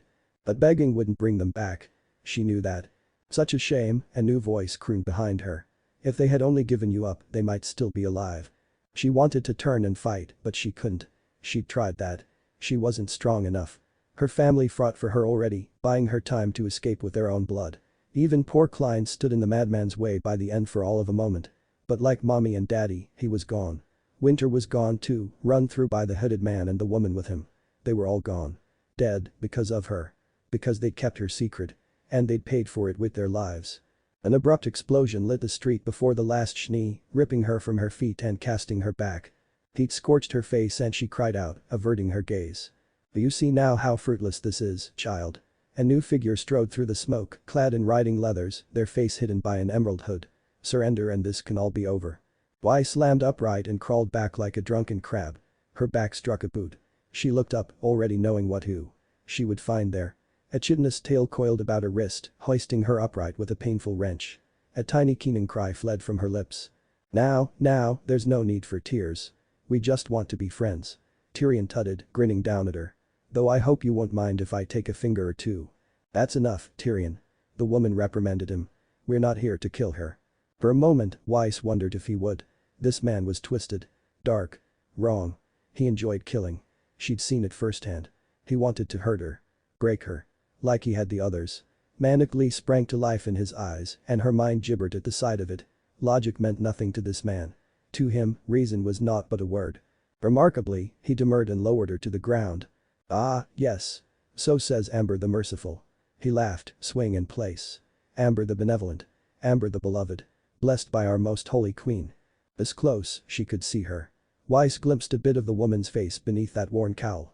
What she saw there had her crying out in fresh fear. Her skin had looked wrong. All wrong. Tan on one side and pale upon the other, veins of scarlet scrawling through her visage like the blackest corruption. Strands of brown hair were flecked. Stop your prattling. The monstrous woman rasped. Now are you ready to come with me? Weiss shrank back. Come with you. Your family's gone now, dear girl. The hooded woman regarded her intently, amber eyes flashing beneath her cowl. You no longer have any reason to be here. A tan hand was offered to her, palm over. Come with us and open the vault. Then we can be done with this. A pause as she considered the matter further. Or I can take the power from your corpse. Either way, this farce will be over. It's your choice. Weiss twitched. Farce. Mother died for her. Winter died for her. Father. Died. For. Her. And she dared to call this a farce. She bit her lip and clenched her teeth, grinding them together until she tasted blood in her mouth. Something cracked in the back of her jaw. She ignored it. The woman was still speaking to her, but she could no longer hear her. Everything was faint. Distant. Muted. Her eyes burned anew. It wasn't fair. None of this was fair. She was going to be killed no matter what she did. Deep inside her soul, something cracked. It was her sanity. Baleful blue eyes rose, brimming with wrathful flame. Tyrion saw it. So too did the hooded woman. Die. Tyrion released her wrist and swayed backward, spine contorting at a horrific angle. A towering spear of ice slammed into the space he'd vacated a heartbeat before. Bereft of its target, it howled past and eviscerated a nearby building. With a put-upon sigh, the Frana straightened his back and stood. His smile had returned. How rude. Weiss couldn't hear him. Die. Die. She brought her hands together and gigantic palms of ice manifested to clap down on either side of her, forcing her foes back. Weiss saw her chance and stumbled to her feet. She raised her hands, and the frozen palms obeyed their mistress. One caught Tyrion in mid-flight and crashed him against a wall. Amber intercepted the other with a raised hand, and it withered away like so much ash. Really, you're only delaying the inevitable. Die. Die. Die. Spikes of ice perforated the air like a murder of crows. Tyrion came flying back at her, only to be caught by a wicked spike under his knee. Weiss saw it and pounced. All her grief, all her rage, all her sorrow. All of it let loose in a single instant. Unleashed now upon her foes. Deity. Wind howled and a storm shrieked into existence in the streets, bringing with all the fury of a little girl who had lost everyone and everything she'd ever loved. Weiss didn't let up. She battered them against the walls of the alley, smashed them against the ground, rammed them into one another. She didn't dare relent. If only because she knew what awaited her if she stopped. The moment she dropped her arms they'd be on her. There would be no second chances. Enough. Amber raised her voice and leveled her staff, fire flickering at its tip in the gale. If you want death that badly I'll. Mind if I step in? Weiss jolted as rustle of cloth interposed itself between the three of them. There was no transition between one moment and the next. First there was empty frigid air before and then quite suddenly she found herself staring at a broad back. The sudden sight of someone, a masked man. Standing between her and her adversaries jerked the little maiden out of her searing rage. And with the loss of her anger, so too went her control. Her power slipped away through her fingers, the bite of a bitter winter slipping away. She couldn't see much of him beneath the worn grey cloak. Even if she had, she wouldn't have noticed. Her attention was already drawn elsewhere. Weiss yelped. Winter. Because there, slung over his shoulder like a bag of wheat, bloodied and battered, was the last living member of her family. Her mind balked at the gentle rise and fall of her elder sister's chest. That shouldn't be possible. She'd seen them die. They'd been run through. Gutted like a pig. Yet here she was, sporting a clumsy crimson bandage around her torso. Amber's reaction proved more explosive. You? The low snarl filled the air. Me. Quick as a golden flash, the masked man ripped a long rifle from his back and unloaded on them, his weapon bucking with each discharge. His rifle barked and Tyrion shot backward, squealing like a stuck pig as one of those blue bolts caught him in the chest. Unfortunately, the hooded woman was quicker on the uptake and managed to get her staff around in time. She swatted the first shot aside, then a second, followed by a third, intercepting each with callous ease. She wasn't prepared for him to abandon the weapon entirely and bring his hands together in a sharp clap. Amateur. It wasn't hard to hear the sneer in his voice. Dark swamp. With a wretched squelching sound the very street turned to mud beneath Amber's feet, sucking and clawing at her boots. She snarled and reached down to tear herself free, only to find an arm likewise trapped. Her staff came around, only to be caught by the clawing tendrils as well. She was still struggling when the masked man removed his mask. Weiss glimpsed blue eyes and blonde hair framed by whiskered cheeks. Then her unlikely ally roared and fireball burst from his mouth and plow into the noxious gases within the fallow mire he'd created. The blast that followed was nothing short of spectacular. That hideous swamp didn't simply explode. It absolutely erupted. Still caught in the muck, her tormentor shrieked in pain and vanished in the blaze. Weiss managed to close her eyes in time and she still saw the blast burn behind her eyelids. Head spinning, ears ringing, she dared to creak a blur iris open. Nothing remained of the alley. No, wait, she told a lie. But a burning wasteland really couldn't be called something now, could it? Of Tyrion and Amber she saw no sign. She didn't know if they'd fled or been obliterated by the blast. She hoped it was the latter. Spirits, she hoped it hurt. Then the once masked man rounded on her and she had something else to fear. Weiss shrank back half a pace, eyes wide. He'd dealt with her attackers. Would he turn on her now? Quickly. No attack came. Instead he hissed at her, offering her his hand. Come with me if you want to live. Weiss flicked a glance to Winter's prone form, still draped over his shoulder. Her breathing had grown irregular. Will you save her? Yes. Whiskered cheeks pinched in a scowl. I'll do everything in my power, but I'm just a clone. I need to get you out of here while I still have chakra. Now. A blonde brow quirked, surveying the ruined alley and the still burning street just beyond it.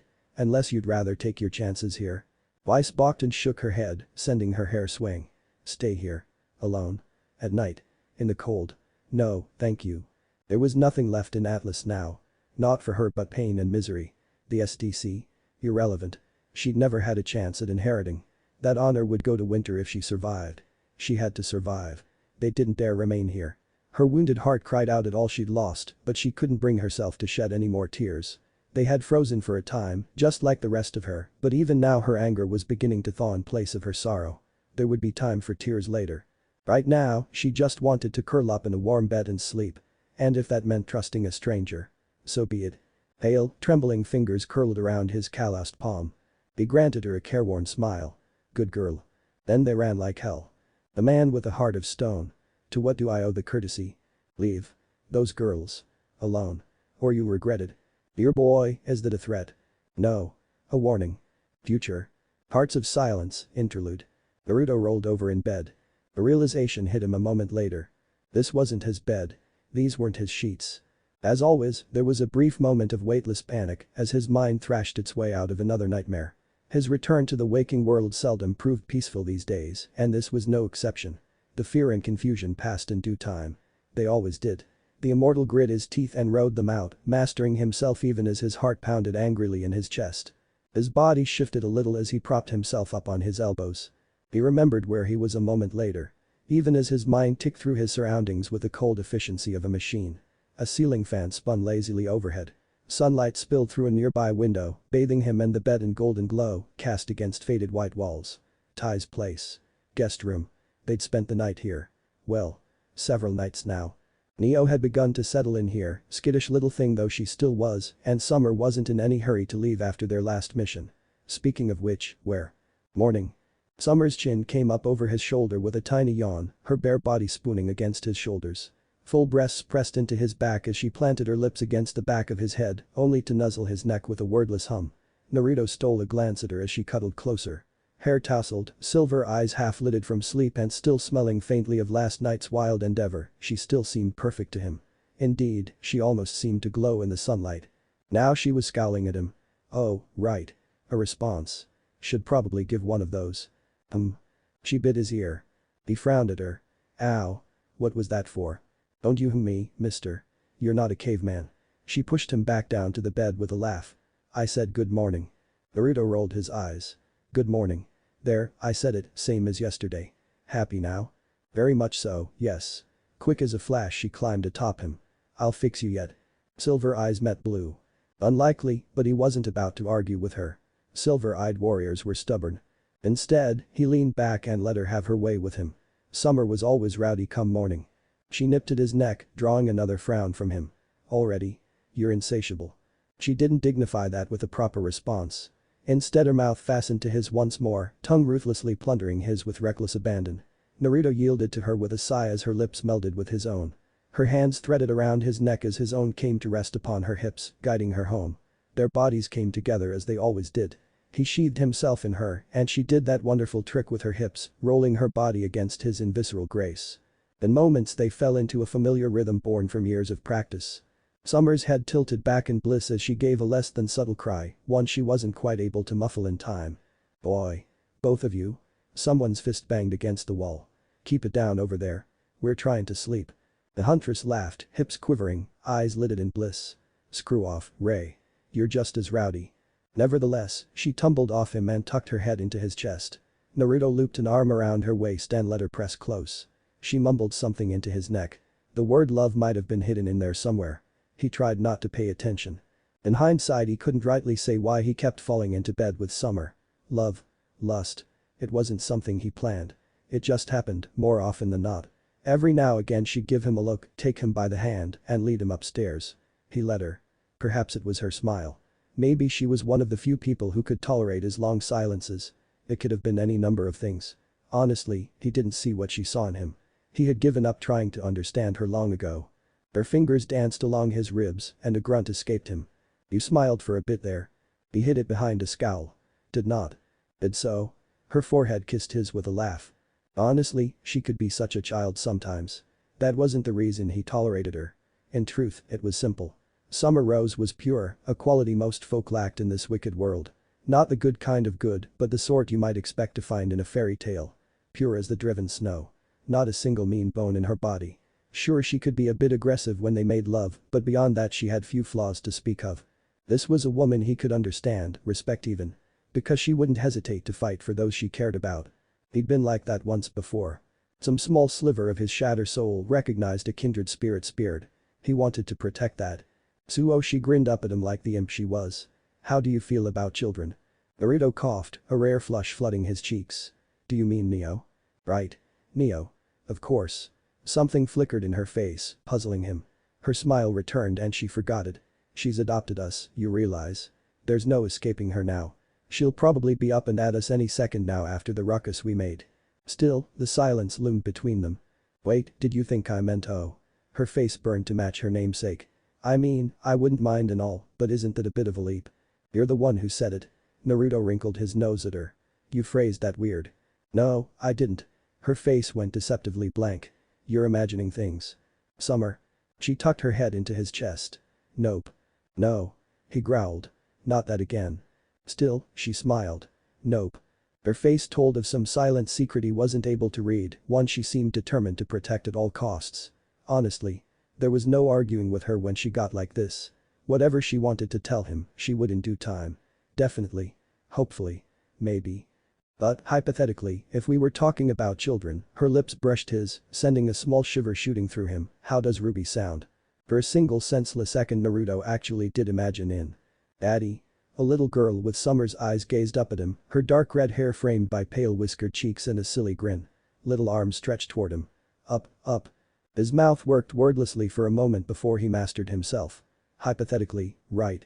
I think that sounds like a wonderful nah. All at once the door crashed open, causing him to blink, drawn out of that strange thought. Neo sauntered in, saw them, and her eyes all but lit up. Naruto saw her and hauled on a pair of boxers for decency's sake. Just as well too. Because Neo wasn't the sort to wait for anything else. She darted forward, vaulted the bed with eerie grace, and landed squarely between the two of them, uncaring of their nakedness. Summer squeaked in surprise and hauled the sheets up above her chest, with one arm now she reacted, the silly girl. While corralling their adoptive child with the other. Neo, sweetie. Don't scare us like that. The little hellion only cocked her head to one side. Her lips parted then moved slowly, framing a single phrase. Nope. No, no, no. That's my word. Naruto watched the chaos unfold with a sigh. One was more than enough. Still, the image persisted. Maybe another wouldn't be so bad, not likely to happen, though. He hadn't been able to have children for some time. Sage knew he had tried before. It just didn't happen. Summer was a simple gal. Not that kind of simple, mind you. She knew what she liked, what she disliked, what she loved, and what she hated. For instance, Summer Rose was still rather cross with one Raven Branwen for stealing away her first love. Of course, she adored Yang. She'd always wanted to be an aunt and little ball of sunshine that she was. Summer knew she wouldn't trade her niece for the world. There were just some things a gal could forgive but never forget. Conversely, she found herself rather fond of Naruto. He was a good fighter, an admirable friend, and an excellent another word that started with F. One that involved silk sheets and tangled bodies. She wouldn't be speaking that word in range of the children. Heart of stone though he had, that heart was known to fracture on occasion. It wasn't much, and not often, but in those moments, she sometimes glimpsed the man he had once been. The man he still was, underneath it all. The man she wanted to help. The man she wanted to save. The man she'd fallen in love with. She saw the shadow of that man now as he carried an exuberant Neo upon his shoulders around and about the yard. The little maiden looked utterly at her ease, legs swinging to and fro as she rode her gallant steed into battle against Yang and Tai with all her might.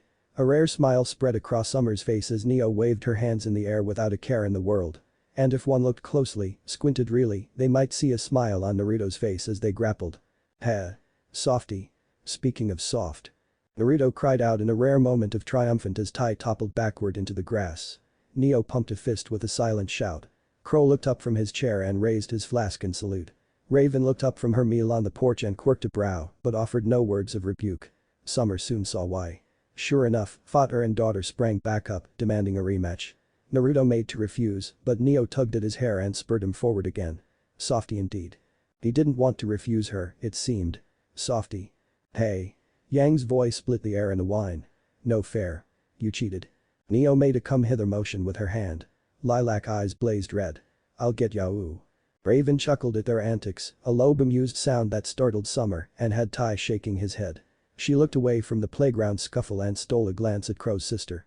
Now that she noticed, Raven was looking rather soft herself. She hadn't bothered to spar against either of them yet. Spirits, she didn't even have her sword with her. And that was a rather large breakfast. Could she be? Silver eyes narrowed. Red orbs met hers across the way and refused to flinch. Even in a dress she remained every bit the warrior she'd once been. In the end, the younger huntress found herself forced to look away. The thought should have been an ember of hope, instead it lodged in her thoughts like a shard of glass. If so, she was happy for her old teammate. Unfortunately, it brought her own predicament to mind. Fear reared its ugly head in her heart. Summer touched a hand to her own stomach. Maybe she was overreacting. It was probably nothing. After all, she wasn't that late. It couldn't possibly mean that, could it? No more. Excuse me. I said no more. Not one more. You say that, but you can't stop me. You're just a clone. Just a shadow clone, am I? Come here and say those words to my face, you big gorilla. Future. Hearts of fire. I don't want to die. Yet it seemed death had come for Arslan Altan regardless of her wishes. Everything hurt. Her arms, her back, her legs, everything. And yet all she could do was crawl in the sand. Her dark complexion was scuffed and bloodied, yellow robe a tattered mess, her shoes long since worn away by battle, and platinum blonde hair matted down with blood. Most of it was her own, and it kept getting into her olive green eyes. The flames there burned bright as ever, a constant source of anxiety as the little girl trudged through the wastes of vacuo. Nor was there any help to be had on that front. Even now at this late hour, the desert was as inhospitable as it was cruel. There could be no other word for this barren continent, this ruined stretch of land. No villages nearby, and Shade Academy wasn't little more than a distant silhouette on the horizon. She'd been running for so long now, but here at last, she'd reached her limits. So hungry, so thirsty, so tired, and in a few moments, so very, very dead. She'd run away from the giant before managed to escape him and dive under the sands for a time, but he had found her and broken her arms since. When he caught her a second time, he'd break her legs no doubt. Then she wouldn't be able to run anymore. The notion terrified her. She stole a glance over her shoulder. Sure enough, there he was. Even now Hazel Reynard gave chase, slowly plodding after her with all the patience of a sloth. He seemed content to let her exhaust herself now, wary to keep his distance after she'd taken one of his ears. Her eyes fixed on the red ruin she'd left upon the right side of his face. Good. She hoped it hurt. Cease this foolishness. He called out after her. The sun is setting. Submit and I can tend to your wounds. The snarl tore out of her. Like you tended to my family. Never. They made their choice. No one had to die today. Arslan grit her teeth and dragged herself forward. I'll kill you. She spat her curse into the sands. I'll absolutely kill you. I swear it. If it's the last thing I do. She wouldn't die here. She refused to die here. If she fell no, it meant her family, her brothers and sisters, had died for nothing. Hate was all that kept her going. Hate and fear. Fear of what might happen if she perished without avenging her family. But while the spirit was willing, the flesh was weak. Her good arm betrayed her at last, weak fingers curling loosely around Grain. And his shadow loomed large over her prone form.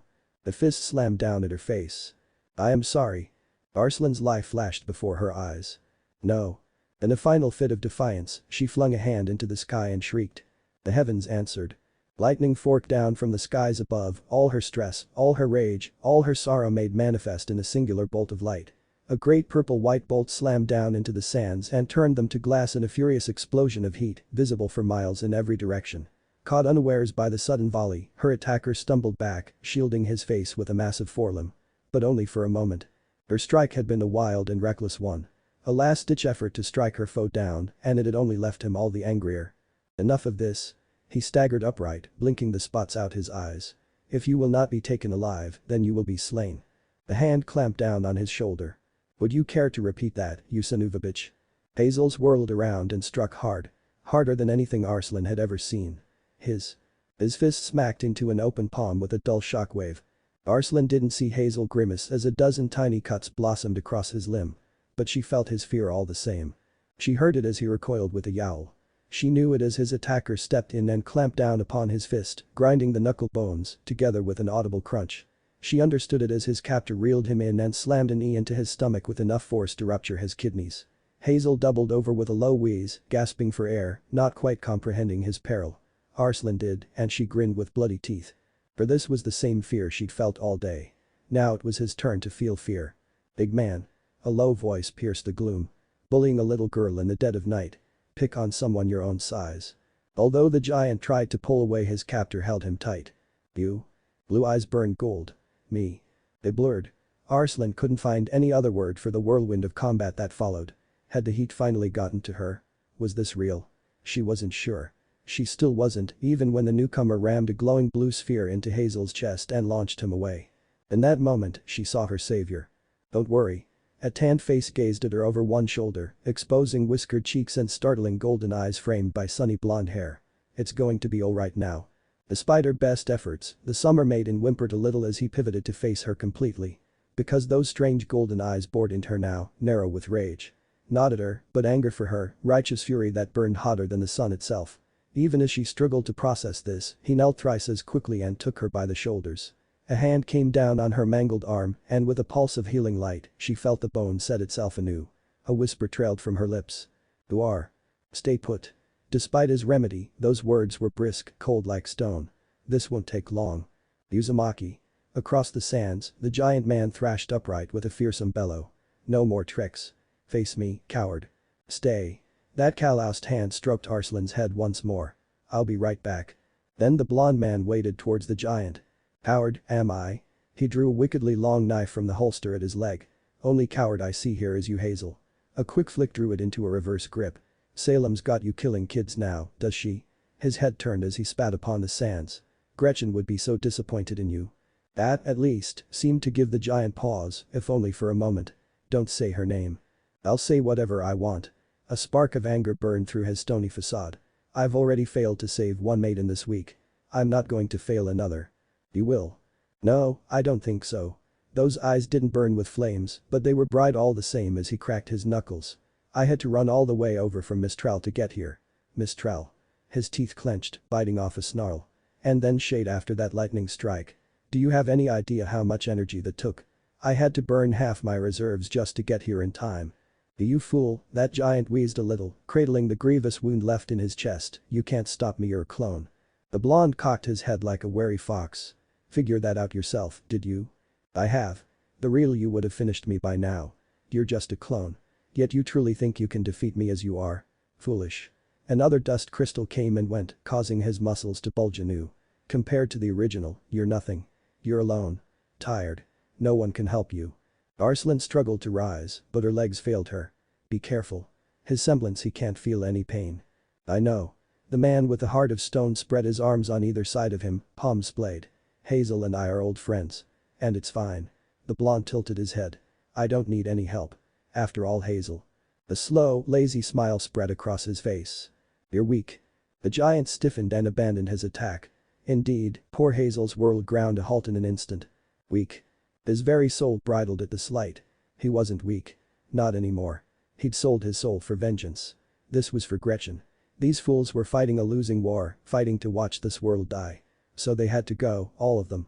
Salem would bring about a pure world, a world where children like Gretchen never died. He would gladly fight to see such a world.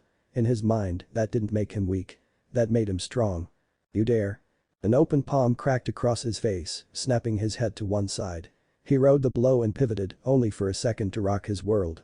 This was madness. He was no slouch when it came to strength. Even now, he had at least 2 dust crystals crackling through his body. And he was losing. That insult, still so fresh in his mind, burned Hazel's fury to new heights. You're weak. Step by step, Naruto struck him, drove him back. I fought a god. Compared to that. My friend, even a clone like me can beat you. He swung up. Sand burst before Hazel's face, blinding him to the roundhouse that followed. You're just a man. A fist caught him by the ankle and slammed him into the sands. Once. Twice. Thrice. Puny Hazel. His mind snapped. I'll kill you. He slammed into the blonde's unprotected flank and tackled him to the dunes. Massive knuckles descended on the blonde's forearms as he protected himself. Once. Twice. Thrice.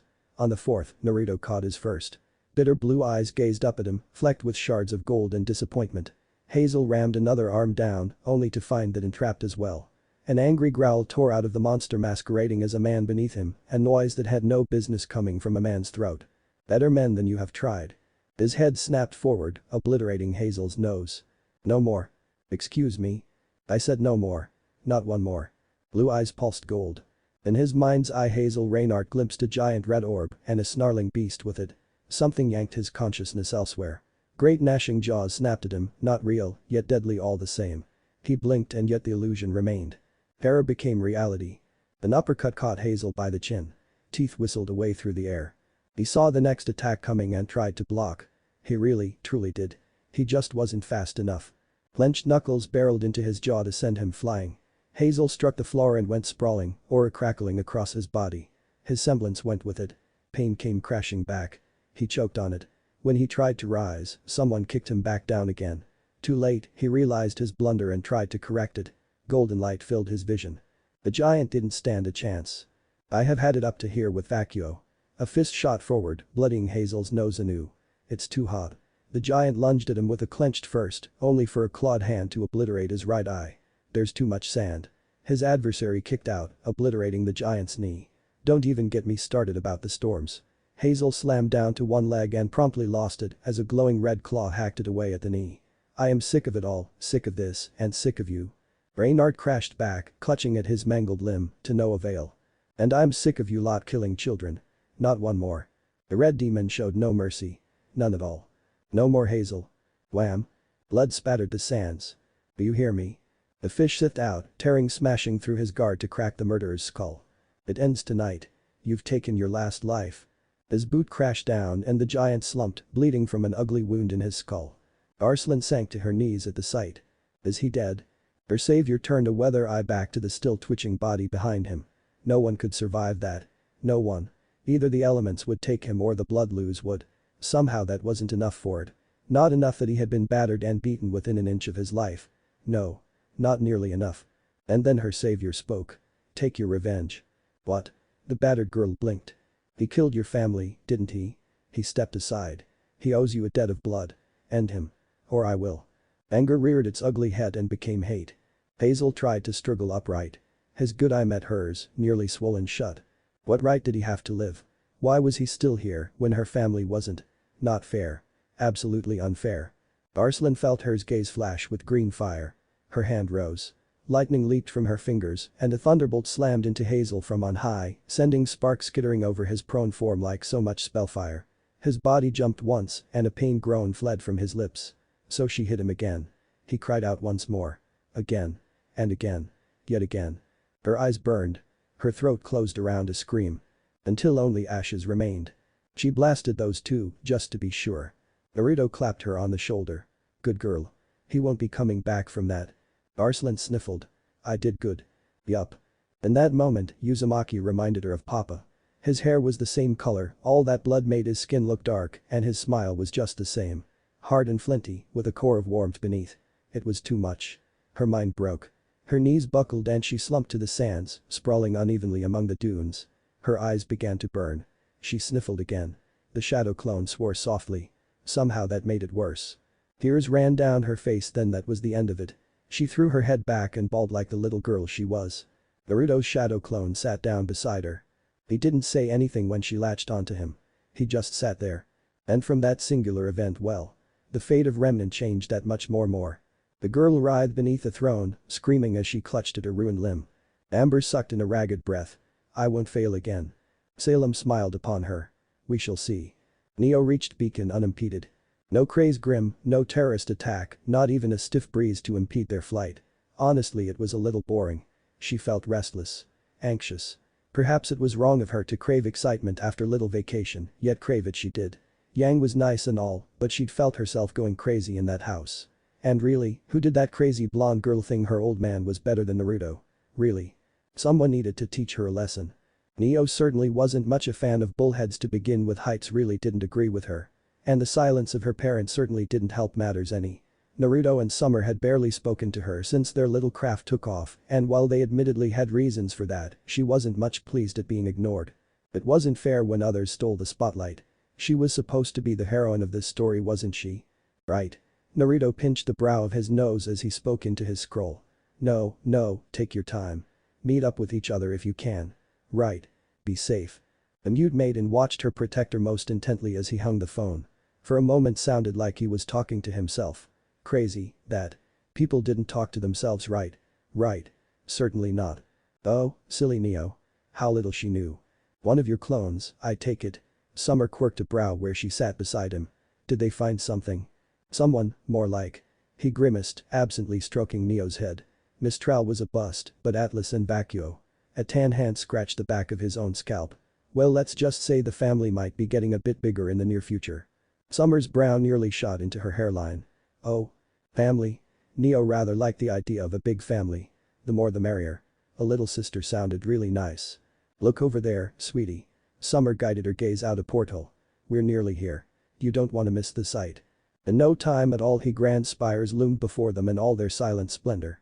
All the while, Neo watched with veiled interest. This place would be her home, they said. She would be trained here, learn to master her gifts and more. When her enemies came for her again, she would be able to defend herself against them. Really, it was something to be happy about. Wasn't it? So why did she feel so nervous? The landing proved just as uneventful as the flight until she saw a man awaiting them on the landing pad. Dark clothes, green scar, silver hair and a cane. She didn't like him from the first. Wrestling her fears down, she nevertheless waited for the bay doors to open before she dared move. Even then she was quick to hide behind Summer's cloak. Like any gentleman, the stranger met them as they descended the ramp. Perfunctory greetings were exchanged. Words she barely paid heed to. In no time at all, his gaze focused on her. "It's a pleasure to finally meet you, little maiden." Osborne offered his hand. Neo flinched. No. No trust. People had tried to win her trust before.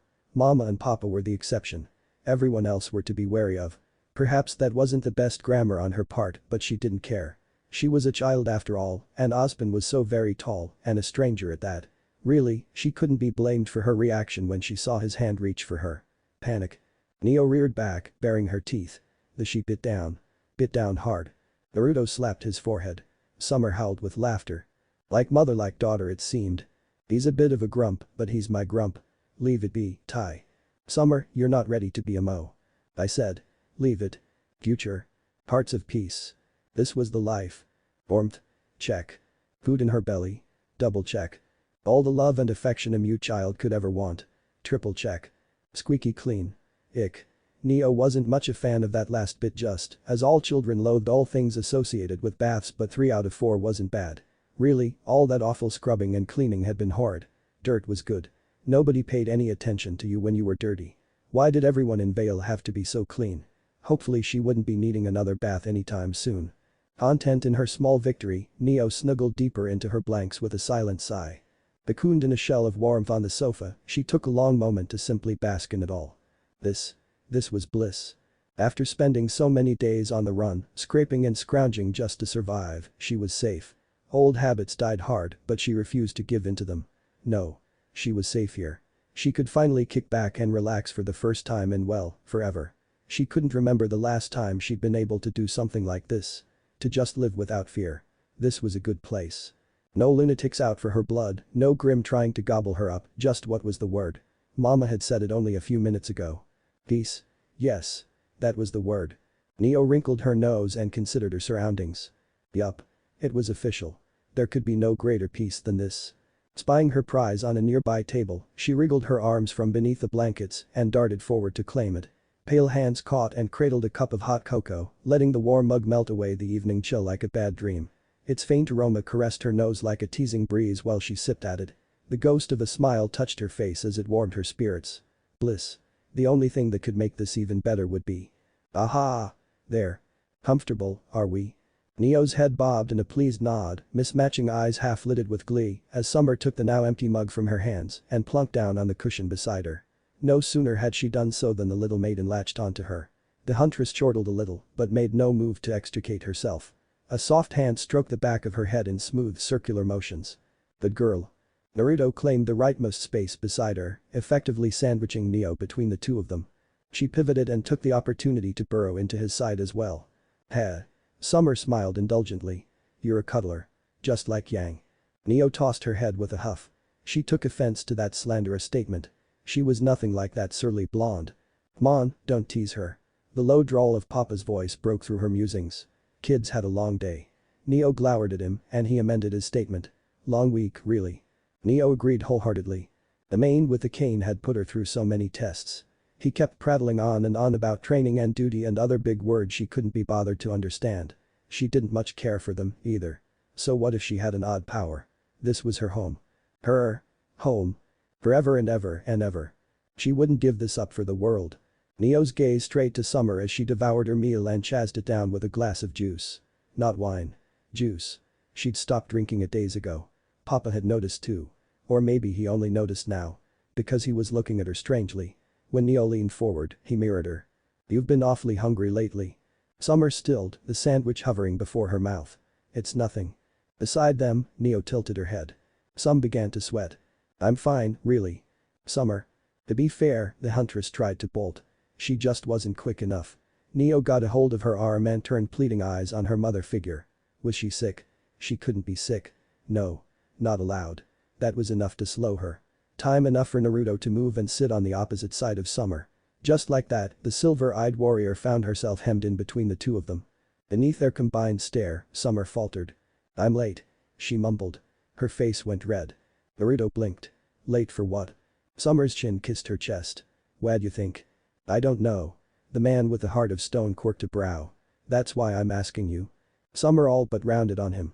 Do I have to spell it out for you? Another blink followed the first. Yes, please. Arg. She made a keening noise through her teeth. It reminded Neo of Stem escaping a kettle. Before her very eyes Summer shifted and settled a hand on her stomach. Almost as if she were protecting it. Now it was Neo's turn to blink. Realization broke like the dawn. She admittedly knew little of the world, but she knew enough. A sibling. Already. She rather liked the sound of that. Her body twisted and she clung ever more tightly to her. Well, Summer unbent enough to pat her head, at least someone's taking this well. Neo stole a look at Naruto. His face was curiously blank. Oh, dear. A hand waved before his face. No response came. Had they broken him? And of course she was taking this well. She'd have a minion to boss around. Come to think of it, she'd always wanted a big family. The more minions the merrier. Still, she couldn't quite ignore the feather of fear that tickled her heart. They wouldn't try to replace her, surely. No. They wouldn't do that. Not ever. None would usurp her place as first. She wouldn't let them. Never. Well, here we are. Weiss managed a weak nod as she traipsed to a halt beside him. They'd made it safely. She could put aside her rage, her grief, her burning need for vengeance for now. It still burned in her chest, but it was a cold burn, a constant reminder of what she'd lost. The little Schnee held it tight, even as her eyes flashed with pale blue flames. We're finally here. This is it. Naruto's clone exhaled in a world-weary sigh. Home sweet home. Sorry it took so long. At a glance she didn't think much of this place. If only because she couldn't. She was too afraid to grow attached to anything other than the man who had saved her life. And besides, the abode of Summer Rose truly left much to be desired. It was a cozy little collage to be sure, nothing out of the ordinary. She could see a fireplace burning merrily through one of the windows. Winter would have liked it, she thought. Winter, who still hadn't stirred, who seemed weaker every day now, as if she'd simply lost the will to live. She looked so frail. So thin. Was that Tyrion's poison at work, or something more sinister? If Winter died she would be alone in this world for real. The last Schnee, cursed with a power she'd never wanted, never asked for, never needed no. She wrenched her mind away. Don't think like that. Winter will live. She has to. Still, Naruto or rather, his shadow clone had proven instrumental in smuggling them out of Atlas safety. For that she owed him her trust, if not her life. It had been a hard journey, a long one indeed, but here at last she saw the end of the road.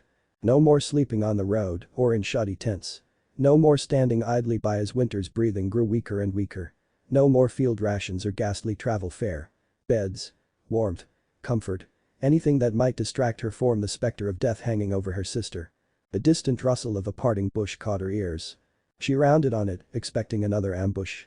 Thus, she was quite surprised when someone wearing Naruto's face emerged from the opposite end of the clearing. He was carrying a girl on his back. Unlike her copy, he looked rather tired. Exhausted, even. His eyes grew wide at the sight of her. Weiss shrank back. "And who are you?" she demanded of that chaperone. "I could ask you the same." The girl absolutely glowered at her from her perch on his back, gaze ablaze. "What are you doing here?" She felt the air shift between them, stirring with a power she recognized. One so like her own. Burning eyes met flaming orbs. "You're like me." The blonde bridled. "No, you're like me." "Nah. Yaha." The door creaked open before they could come to blows. "What's all this now?" A woman thrust her head out, shirt askew and silver eyes narrow. "Do you have any idea how late it is?" Then she saw them. Silver eyes grew very large indeed. "Oh." A startled blink bled her anger away. One hand came up to cover her mouth. "Aren't you dears just adorable? Come in, come in." She craned her neck back and shouted inside, "Naruto. Neo. They're here." A dull thud answered, accompanied by rapid footsteps. Not a moment later, a young girl thrust herself between the woman's legs. Her eyes, too, were alight with flame. She took one look at them and flashed a jaunty little wave, but it was the man behind her that truly caught their eyes. "Well?" The original considered them for a long pointed moment. "What are you standing there for? Food's getting cold." Without so much as a backward glance he pivoted and stalked back inside. "Well." That was brusque. Weiss exchanged a resigned look with Arslan. The blonde girl shrugged helplessly. Together, they set aside their grudge and sallied forth into the unknown. Just like that, their fate shifted that much more. Parts of family. The tribe had finally stopped beating the girl. She knew it if only because everything had stopped spinning. Her body lay sprawled out in the dirt, her clothing reduced to little more than bloody rags. Her ears rang and her body ached in the worst of ways, but at least they weren't hurting her anymore. She took some small solace in that. They'd been lenient today. Perhaps they might even feed her. Unlikely. They hadn't fed her for quite some time now. Her stomach, already treacherously thin, groaned plaintively at the thought. So weak. So tired. There had been a time when she craved vengeance for what had been done to her. Justice for the wrongs visited upon her and her kin. That had been months ago. Now she wanted to close her eyes and never open them again. Surely that would be better than this. The die meant she could be with her parents again, away from here, away from the bandits, away from all of it. And as she lay there, she heard her would-be killers discuss her fate. Who's the kid? We got a name, yet? Not sure. She won't talk. Hasn't said a word. She wouldn't. And she hadn't. Even after all this, she refused to give them the satisfaction of her screams. They could torture her all they wished. She'd not make a sound even if she heard their screams in her dreams. A small comfort perhaps, but it was hers. Imagining their deaths gave her strength in her darkest moments. Her ruined face twitched in a small smile. Cheeky brat. The bandits didn't like that. One of them kicked her in the face. Teeth whistled through the air and clattered to the dirt. You desire power, child. A dark voice, a woman's voice whispered in her ear. I could free you from this. You have but to say the word. Was she imagining things? Hallucinating in her final moments? Do you seek power? Do you crave justice for what has been done to you? An ember ignited in her scarred chest. Yes. More than anything. With a start, she realized she hadn't given up after all. She wanted to live. No. More than that. She wanted to thrive. She wanted to show the world that she was something, that she was someone. Not some urchin to be taken from her village and ground underfoot, to be branded and beaten every day. Even the dogs were treated better than her. How fortunate. The voice came back again, oozing curiosity. I desire a disciple. The last has proven disappointing. Will you serve? Yes. She croaked the word little more than a whisper. I will serve. Then swear yourself to me. She did. So let it be. Try not to die. Something twisted in the girl's chest. Her soul, what was left of it, screamed in agony. Human eyes blazed red as the whites of her eyes stained themselves black. She curled inward as her chest burned. As a foul and awful corruption took root in her heart of hearts. Fire flooded her veins, reducing her breath to little gasping hitches of pain. It was the work of an instant, and yet it felt like an eternity that she lay there, suffering. With neither word nor warning, the pain abated. Hear me, you who have survived. The voice was her world now, her everything. Know me. I am Salem. And you are mine. Now kill them. Kill them, claim the tribe for yourself, and bring your people to me. There is much to do. Beat her some more.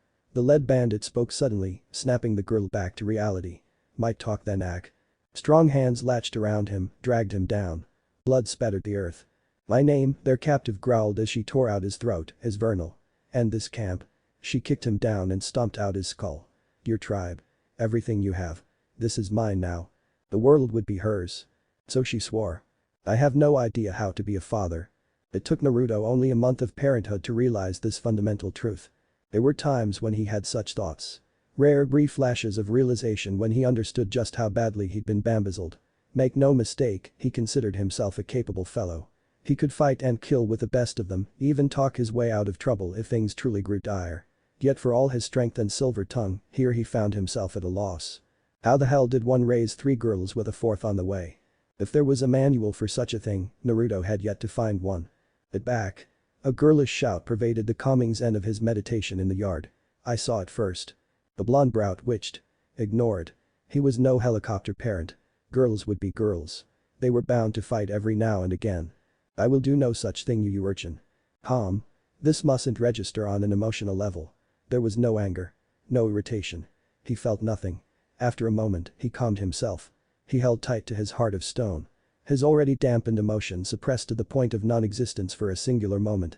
He would not be roused by such petty arguments. Summer could handle it. You're such a schnee. Arslan's angry shout came back. And you're a no-name wretch. It didn't bother him. This did not bother him. It bothered him a lot. His concentration shattered like so much glass and all the noise of the world in his house. Snapped back like a rubber band. Blue eyes snapped open. All the precious age chakra he'd painstakingly gathered burst out at once to stain his eyes a vividly shade of gold. A low growl pierced the yard, laced with the faintest hint of killing intent. Girls. Weiss and Arslan froze before him, fists tangled in one another's hair. Clothes scuffed, eyes ablaze and faces dirty, they looked an absolute mess. Well? Naruto glared at them for a long moment, conveying the full weight of his disappointment with a single look. What do you have to say for yourselves? At length, the little maidens wilted. Children. They were enough to make his head spin. And not just any children, oh no, normal ones were bad enough. But these were maiden children. That added a whole other layer of complexity that he had no idea how to deal with. When tempers ran hot, so too did the elements. He spared a glance for the ruined yard, frowning now when he saw the scorched yet frozen grass. This was his life now. Arslan, use your words, not your fists. And stop that. Quick as a flash he reached down and plucked a knife from her hand before she could stab Weiss for some slight he hadn't heard. Don't stab your sister. She is not my sister. Angry green eyes rounded on him. She was being a bitch. Weiss absolutely hissed. Me. If anyone's a bitch here it's clearly you. Summer's head poked out the patio door. Language. The maidens wilted. Sorry. Naruto sighed. Instinct had him pivoting to search for Neo. Sure enough, he found her sprawled out in the grass only a few yards away, watching their squabble with a gleeful expression. She caught him staring and waved. Cheeky little instigator. She always did enjoy setting her siblings against one another. He'd have to punish her later. Maybe take away her ice cream privileges for a day or two. His gaze slid back to the two children before him. Arslan. She squeaked a little under his gaze. Tell me, did you stab people for being rude in vacuo? The younger girl scowled and scuffed a foot in the dirt. Sometimes. Right. He stifled a sigh as he climbed to his feet. Survival of the strongest and all that. But that's not how we work here. A gloved hand came down on her shoulder. If you're upset with someone, talk to them. Try to understand them. Don't go stabbing them if they piss you off. Eyeless green eyes blind once. But that's what you do. Despite his best efforts to curtail it, the ghost of a smile touched Naruto's face. No, a lone finger rose, I stab criminals, grim, and madmen. Entirely different kettle of fish, that. Now, then. I didn't do anything wrong. Weiss bridled as he turned to face her fully. Unlike Arslan she managed to stand her ground under his gaze. Stubborn little schnee that she was.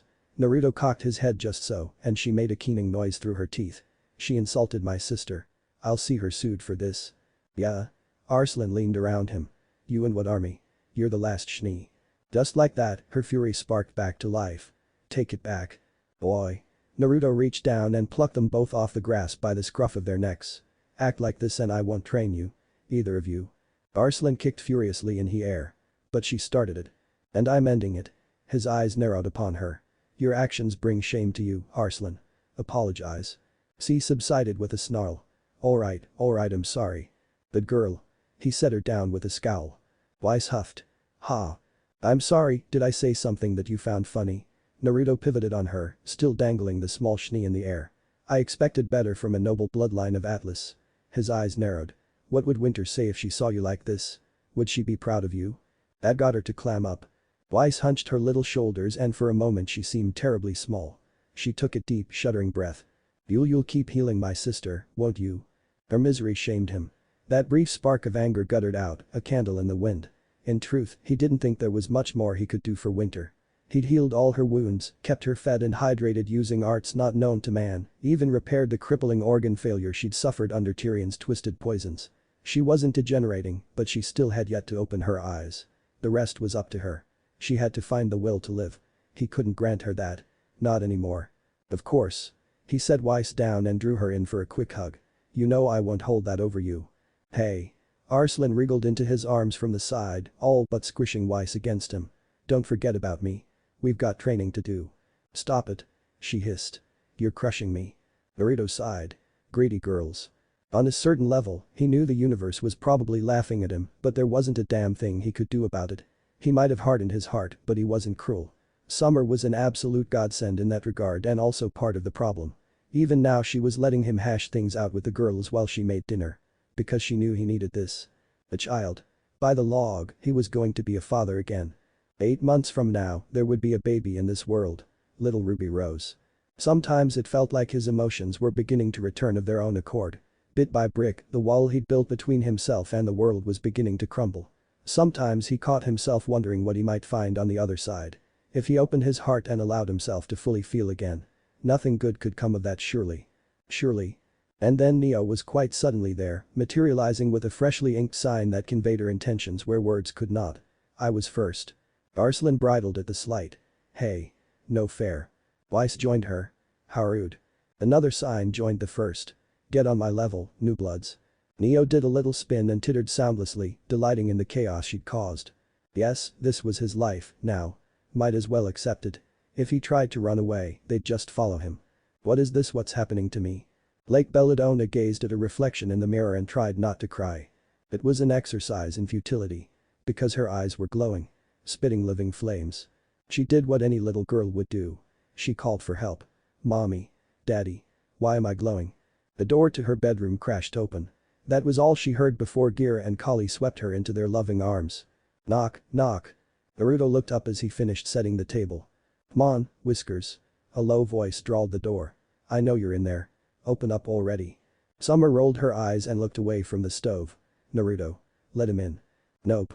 He shook his head once. Don't hear anything. Must be the wind. Weiss and Arslan exchanged a dour look but held their tongues. I'm right here, their guest sang through the wood. Neo tittered soundlessly. The weary warrior exchanged a rueful look with Summer and tried to ignore her glower.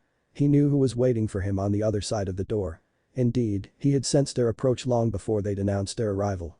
As such, he didn't want to open it. No. Nope. Negative. To hell with what Summer said, that door wasn't opening for anyone or anything. He was rather keen on that last bit. Maybe if he ignored them, they'd give up and go away. Yes, that sounded quite nice. Just pretend they weren't there and. I know a song that gets on everybody's nerves. A muscle jumped in his jaw. Resist. Naruto Uzumaki. A spatula poked him in the nose. You let Crow in right now, or so help me, I will break your arm when I have this baby. Oh? The ghost of his smile returned. It brought with friends. And here I thought you'd say no sex. Summer's pale face turned the color of her namesake and she swatted him on the arse as he glided to the door. Almost made him laugh, that did. Neo tried to follow like the silent shadow she was, but he shooed her back toward the table to finish setting the table. She went with a huff. Sassy little thing. He swept the door open. Sure enough, a familiar face awaited him. Crow. He sighed, forcing a smile he didn't feel. We were just about to sit down for dinner. Did you need something? Sorta. The surly drunk leaned around him before he could inquire further. Hey, Squirts. Miss me? One could hear a pin drop in the silence that followed.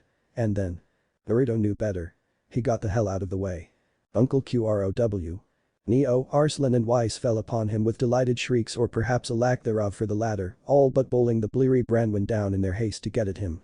Crow never stood a chance. Then again, he didn't put up much of a fight, either. He went down with a laugh or a crackling as he smacked his head against the floor. Happy chatter filled the air and for the life of him, he couldn't find it in him to disparage them. Girls would be girls after all. Atch. Crow flailed his arms, warding them off. Give me some breathing room, brats. He raised both arms. Belatedly, Naruto noticed the multicolored bags and satchels. Slung over his personage. One was pale blue, the second a striking red gold, while the last looked to be some strange blend of white, brown and pink. Not much point in guessing at that one. I come bearing gifts. The girls all but clambered off him. All save Neo. She remained planted on his chest. You, he coughed, gonna move there, kiddo. She shook her head and stared at the bag. What, you want yours now? She nodded quickly. Neo. Summer grabbed their fiery little fairy and swept her under an arm. I'm sorry, she's always like this. Like what? A familiar figure stepped over Crow's prone form with languid ease. Way I see it, she knows what she wants. That's a good thing. Naruto raised his gaze, only mildly nonplussed to find the Crow hadn't come alone. There you are, you old devil. Come here. The wayward warrior recognized Taeyang at once. If only because the big brute couldn't be anyone else. Was he going to yes? Yes, he was. He'd only just raised a hand in a half-hearted greeting when the man swept him into a crushing bear hug. He coughed once and clapped the enthusiastic fellow on the back. Really, it was impossible to smile when he was around. Naruto feigned a smile for his sake. I keep telling you, I'm not that old. But behind him, pulling up the rear looked every bit out of sorts for it well. She was beginning to look rather gravid this far into her pregnancy, he supposed. But that was a testament to her new lifestyle. She'd be burning off all that extra weight soon enough. Raven might be many things, but she wasn't the sort to sit around and grow soft. Not too soft at least. She was clutching a tray of some sort and there was a rather curious smell coming from it. She saw him and nodded curtly. Fox. He returned it in kind. Hello, birdie. Another bun in the oven, eh? Her glower was nothing short of legendary. Shame it didn't have an effect on him. Raven. Summer nearly slammed into her side. We weren't expecting you. Silver eyes flitted to her teammate's round belly. Is it safe for you to be out and about like this? Ah. The warrior scoffed. I didn't let one kid stop me and I'm not about to lose a second. Besides, we brought supplies and my brat. They brought food, he realized. Quite a bit of it. Hey, auntie. Hi uncle. Yang poked her head around her mother's leg. I came to play. Neo silently hissed. Arslan cocked her like a curious cat. Weiss bridled as only a schneek could. Who is this ruffian? Who am I? Lilac eyes flashed red. I'm the girl who's gonna put some dirt in your eye if you don't cut that crap out. Arslan grinned. I like. Naruto clapped a hand to his forehead. Yes, this madness was undoubtedly his life now. Come on in, he sighed. Make yourselves at home. Unbeknownst to him, another crack etched itself into his heart of stone. Because at the end of the day, that's all we have. Faith. Hope that tomorrow will be better than today. I have faith. Do you? Future. Hearts of faith. It's been some time since we last met. How fare your wounds, Watts? Arthur was many things, but Salem knew he was no fool. He wouldn't have lasted this long in her service if he were. He heard the reproach in her remark and didn't dare rise to the bait. Quite the contrary. He remained in his seat, staring pointedly at the table as her gaze pierced him. Credit where it was due, he only slouched a little, even if he couldn't stop scratching his left arm. Rather unpleasant, I'm afraid. His mustache bristled with suppressed anger. I underestimated my quarry. It won't happen again. I certainly hope not. She tilted her head to regard the rest of him. There's not much left of you to burn. He seethed in silence. Salem sympathized with his plight. Truly, she did. Fire was fire to be sure, but the flames of a maiden were a different breed. Magic had a mind all its own. Magic was unlike aura. It lingered, even after death. What he once believed to be no more than a mere singing had spread rapidly to cover most of his body. His hair, already thin to begin, was slowly but surely falling out as his skin became more and more inflamed. At this rate he might well lose an eye. Or an arm. Perhaps both. Salem supposed that was his own fault. Arrogance had been the downfall of many a prideful soul, and the grudge of a maiden was a powerful thing. Mayhaps this would teach him a lesson or not. He was useful for now, but said usefulness only extended so far. Tyrion tittered a little. Poor doctor, does it sting? Silence. Watt slammed a fist down on the table. At least I wasn't bested by that blonde buffoon. That silenced her devotee more than any rebuke. But only for a moment. His grin returned full force a moment later. Well, at least I still have my hair. Watts burst to his feet. At least I'm alive. Enough. Salem temporized with a raised hand. Hazel's death is a loss. I'll not have you disparage him. Really, it was. Gullible fools like him were useful to be sure, but he had been a diamond in the rough. Strong aura, insensible to pain, and with a single-minded hatred of her dear Ozma. And now he was dead, while her former husband no doubt gloated over his ashes. This Naruto was becoming an annoyance. She'd tolerated him for a time. But now he'd spirited not one, not two, but three maidens away to parts unknown. She'd tried scrying for them since, to no avail. Hazel was dead by his hand. Tyrion required a new grim tale, and Amber was still recovering after her recent enhancements. She needed time to recover. Furthermore, Arthur wouldn't be much use to her until he healed. If he healed. Those burns were eating him from the inside out. If he didn't receive proper medical attention soon, he might not last the month. Useless, the lot of them. Perhaps it was time for a change of course. Still, we must press on. She waved a hand, bidding them to sit. Ozma has found himself a rather capable pawn. But he has failed to find the last maiden. He won't. Tyrion's new tale swayed behind him as he tittered. Not if I have anything to say about it. Oh, I very much doubt that, but you'll make a useful distraction. Spring yet remains. She said instead. We must secure her. Vacuo and Vale have already been searched. We know the Winter Maiden was spirited away from Atlas. And Mistral's maiden is dead. Watt snarled, touching a hand to his ruined face. Who knows where her power went? Salem leaned back in her throne. Menagerie. Both men blinked. Arthur found his voice first. That's impossible. How could you know that? Tyrion turned a scowl upon him. Are you questioning our divine savior? Salem's gaze fixed upon. Watts wilted. No, he looked away with a harried mutter, of course not. I have been scrying for some time now. She didn't deign to explain further than that. She recently awakened to her power there. In truth, she'd done nothing of the sort. No, her source was far more mundane. Such a useful little spy she had on that island. Best not to reveal them for now. Arthur and Tyrion could be so very overzealous. The matter is well in hand. True to his nature, Tyrion leapt at the chance to prove himself. Your Grace. Allow me to. No. The two of you will stay here and recover. I'll be sending an agent to patch. As for Menagerie. Well. That was easily remedied. Jealousy might well foster competition, but Salem had no desire for such. No patience for it. Instead she turned her gaze past her throne and into the shadows where the final member of her entourage lurked. They'd not spoken a word. Her lieutenants followed her line of sight. Arthur recoiled. Just a bit. Just a touch. Just enough to be seen. Even now he feared her newest ally. Nor did he understand why this one hid their face. They dreaded its presence all the same. As well they should. Mankind feared that which it did not understand. She uttered but 4 words to them. Bring her to me. The shadowy figure granted her a curt nod. It will be done. Blake couldn't breathe. She tried to. She really, truly did, but she just couldn't. All the world pressed down around her like a wet blanket, smothering her where she stood. It felt like a vice was squeezing her head. One that tightened with each passing moment. She clawed at her skull, whimpering softly as her eyes burned with fresh golden flame. Make it stop. She wanted it to stop. Someone. Make it stop. She didn't want this. She didn't like it. Didn't need it. Instantly she heard her parents rush into the room, felt them embrace her, arms tight around her as she screamed. But the pain wouldn't stop. Something was burning in her chest and in her heart and in her head. It felt awful and wonderful at the same time and Ogachir had wasking to explode. And then, quite suddenly, she could breathe again. Ah. Blake sucked in a ragged breath, air coming in tiny hitching gasps as she came back to herself. Her body curled into a ball. What's happening to me? Mommy and Daddy held her close. So close that she heard them, even when they whispered. It's happening again, isn't it? That sounded like Mommy. Blake felt Daddy sigh against her. I need to make a call. Ira Belladonna was a fine father. Some might even say he was an excellent one. In that he put family before everything else. Beyond pride, honor, even his very life. From the moment he saw his daughter's glowing eyes, he knew what must be done.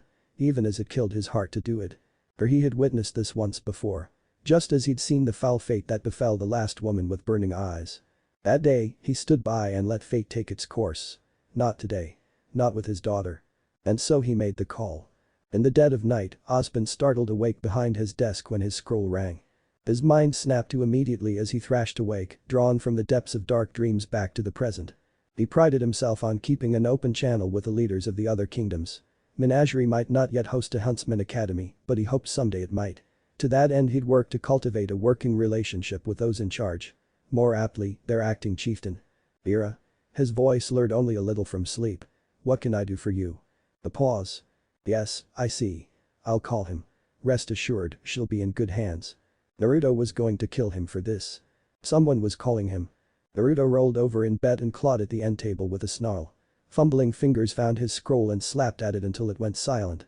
It sprang back to life a moment later. He slammed a fist down on it again, just to be certain. Only then did he finally creak a blue eye open to regard the blurry shape of the ceiling above. Dark. His bleary mind babbled. No sunrise. Sleep. With a low groan, he rolled over into Summer and pulled her close. For a brief singular moment he luxuriated in more pleasant things. Things like the little noise she made as she nestled into him, the feel of her bare body pressing into his, the way her curves fit seamlessly against him, and her arms even now wrapping tight round his back. Screw his scroll. It could wait until sunrise. He was just beginning to drift off when he felt her stir. Naruto. HRR. He growled less than eloquently. Are you awake? Against his better judgment, the man with a heart of stone opened his eyes. Half-lidded silver orbs gazed up at him, glowing faintly in the dark. He felt her lay a kiss on his chin. After that there really wasn't any hope of falling back asleep. Blast it all. I am now. Morning. Her mouth met his in a chaste kiss. Ruby says the same. He scoffed a little at that. It's too early for her to start kicking, you know. Not that, silly. She swatted him on the flank, though I'm looking forward to that bit. What was she on about this time? She wasn't making any sense. Naruto wrinkled his nose, not quite comprehending. Wha'd you mean, then? I saw her in my dreams again. There was something about the way in which she said those words. The certainty behind them, that gave him pause. She can't wait to see you. Now that made more sense. Your semblance again. MMHMM. She laid a kiss on his chest. It's usually annoying, but this isn't so bad. Summer's semblance was a strange one. In a way it reminded Naruto of a watered-down Sharingan, and that allowed her to peer into the future. She couldn't control it. Sometimes it simply happened. She saw minutes or days ahead, even years at a time. On occasion it even translated to her dreams. She'd make a prediction, and more often than not, it came true. Thankfully it didn't come with any other esoteric abilities, else he might have been worried. I wish you could see her, Naruto. Her voice tugged him back to reality, bringing with it the warm caress of her hands. She's such a strong girl. Everything we could ever hope for. There was a fervor in her voice now. A note of proud parental glee that only a new mother could possibly possess. I spoke with her. She said we're going to win. Win what? Her body pushed against his as she crawled into his lap. The war against Salem, silly. Then she began to move. He gasped a little when she quickened her pace atop him, teasing him with the movement of her hips. It wasn't enough to distract him. Right. Blue eyes rolled. Don't put too much stock in dreams or vision. The future is never set in stone. Maybe not, she admitted, but I'll keep my sweet dreams, thank you very much. The sudden clamor down the hall caught his ear. Summer must have heard it too. For she rolled off him down and nestled her head against his chest. Naruto stifled a groan. Such a tease. Summer yawned beside him. The girls are awake. He buried his head in a pillow over with a groan. Before sunrise, they're your girls. His scroll vibrated anew atop the table, prompting him to glance at it. Sure enough, the caller ID didn't surprise him. Osborne. Summer sighed. Aren't you going to pick up? After that cheeky bastard woke him. Nah. He can leave a voicemail. Another crash now, louder than the last. He heard voice raised in an argument. I'll check in on Neo and Arslan. She tugged on her underwear, threw on a nearly translucent gown, and walked away. There was an extra sway in her hips that had his eyes lingering longer than they should have. Dad. She caught him staring and gave her rear a little shake, curves undulating before his eyes. Get up and get dressed. A shrill scream pierced their home, cutting them off. It came from Winter's room. Winter opened her eyes. Slowly at first, little more than a twitch, but with growing strength, so too did she begin to move. It was all Weiss had ever hoped for. All she'd ever dreamed of since they'd left Atlas behind. Finally. At last, she was awake. Winter sat up slowly at her gentle prodding. Blinked. Once. Twice. Thrice. Her neck craned back to regard her. Blank, glassy orbs regarded Weiss with confusion. Framed in the faint light of the lamp, she could see the dark bags beneath her eyes. The exhaustion lurking within. She blinked again. Frowned. Winter. Pale hands clamped down around her throat to choke her. Who the hell are you? Weiss screamed. Someone shook her awake from the nightmare. Wake up. It's just a dream. Weiss thrashed her awake like a hellcat, all but leaping out of the sheets in her haste to escape her nightmare. She kept fighting even as strong arms settled around her. Eyes burning with pale blue fire, she went absolutely berserk. Scratching and clawing, biting and swearing. It took her the better part of a minute to calm down. You're okay. His hand settled on her shoulders, stilling her hammering heart. Breathe. Just breathe. Her chin came down on his shoulder and she held tight. Naruto. Weiss heard him grunt in mild annoyance. You're alright. You can stop trying to make a popsicle of me, now. The little maiden blinked, realizing she'd frozen the better part of his left arm in her madness. She tried to kill me, she babbled. My own sister. That wasn't here. It was just a bad dream. Blinking terrified tears from her eyes, she held tight and squinted against the darkness. Someone had turned on a lamp, allowing for faint lines of light to trail the room. She cast a furtive glance about, struggling to make sense of it all. Sure enough, Winter lay in her cot, still as the grave. Weiss blinked. Wait. What was that? Frowned. Blinked again now. There was someone in the window beside her, looming over her sibling like death itself. Her heart skipped a beat and she scrubbed at her eyes, but no, it was still there. A dark shape, far too tall to be human, bent at horrid angle. A dull crackle of lightning echoed outside, illuminating its body for all of an instant. Slavering jaws parted wide. There was something clenched in its hands. Fear lodged in her throat. But only for a moment. Then she screamed. Behind you. Naruto whirled, shielding her with his body. And their world erupted into a torrent of scalding napalm. If you fight a man whose children are behind him, you are fighting a force that makes God shiver. If you fight a man with nothing to lose, you face a foe that makes devils cry. If you fight a man who cannot will not go down. If you fight a man who will never give up, then say your prayers. Wrath. Hearts of wrath. Naruto awoke with a start. Ears ringing, pain howling through his shoulder, eyes stinging in the dark, he nevertheless grit his teeth and tried to rise. He couldn't. Because something held him back. Pinned him down. A bruised blue eye flicked up and saw the heavy concrete wedged against his spine. He could feel it stabbing into his body, grating against muscle and bone, all but skewering him. A grimace tore across his whiskered visage. He remembered fire. An explosion. Flinging himself over it to protect Weiss and Winter. A blinding spasm of pain passed through him. They were on the ground floor, which meant the roof must have caved in from the blast. A lesser man might have wept. Homes could be rebuilt. Family could not. Summer would be alright. She had aura. He grit his teeth as he dragged an arm out from this wouldn't stop him. A little impalement would hardly keep him down. Where was everyone? He cast a glance about and immediately regretted it. Lights flickered overhead. Flames crackled. The faint smell of a broken gas line reached his nose. All around him the bedroom lay in a hazy ruin. He could see Winter's limp arm buried under a pile of rubble. Weiss wasn't far, her small form pinned by a door. Summer wasn't much further. Her body sprawled out over Neo and Arslan's prone forms. Neither moved. Naruto sucked in a ragged rasp of a gasp. His forehead kissed the floor in despair. A lone tear rolled out of his undamaged eye. No. No, no. No, no, no. This wasn't happening. It couldn't be happening. Not again. Take the girls. An inhuman voice intoned near the hazy doorway. Kill the rest. Kill them. Movement in his peripherals snapped him back to reality. Weiss whimpered where she lay. The sound reactivated him. Made a faint keening noise that tore at the heartstrings. Even in unconsciousness, she cried out in pain. Even with her eyes squeezed shut, she sobbed softly. In the same instant, Neo shifted under Summer, her little face wrought with pain. Summer muttered something less than pleasant and raised her gaze, tucking a stunned Arslan into her side. Only then did he see the blood on them. None of them were in any shape to fight. Another crack etched into Naruto's heart of stone to join the others. This fracture became a fissure, a deep canyon bubbling with rage. His mind fell into it. Everything bled into oblivion, turning all the world a rich rose red. Blue eyes flashed into 9 shades of smoldering scarlet. He planted his good arm on the ground, levered himself up on an elbow, and pushed. Move. Damn it'll. He heard the footsteps creeping closer. Just move. Slowly, gradually, the rubble gave way to him. Naruto Uzumaki screamed. The scarlet eye creaked open in the dark. Salem felt the surge of energy. And so it begins. Osmond saw fire on the horizon. His eyes widened. No. Kill them. Eager to obey his master, a man rushed into the haze. Something roared in the dark, and his body sailed back out in 3 pieces. Naruto stalked through the smoke-filled doorway after him. Tan hands clenched into clawed fists at his sides, swaying loosely with every step. No words were given. No taunts made. No offers of peace extended. He simply advanced. Nothing more. Nothing less. His mangled arm set itself with an awful pop, dislocated shoulder with ink snapping. Back into place of its own accord. Matted blonde hair hung over his eyes, shading them from view, hiding whatever dark intent might have lurked within. Not so his clenched teeth. His assailant shrank back at the sight of his snarl. Utterly unnerved. He's just one man, brothers. Distantly, he heard someone shout. What can one man possibly do against Gak? He never finished those words. The world blurred.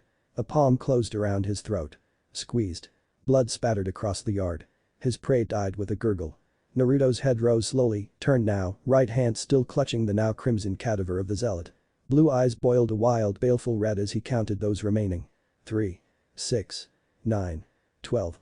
They were, all of them, wearing strange white masks. Made it feel less personal, somehow. Their numbers weren't anywhere near enough. They could send an army, and it still wouldn't be enough. His eyes spied movement near the back.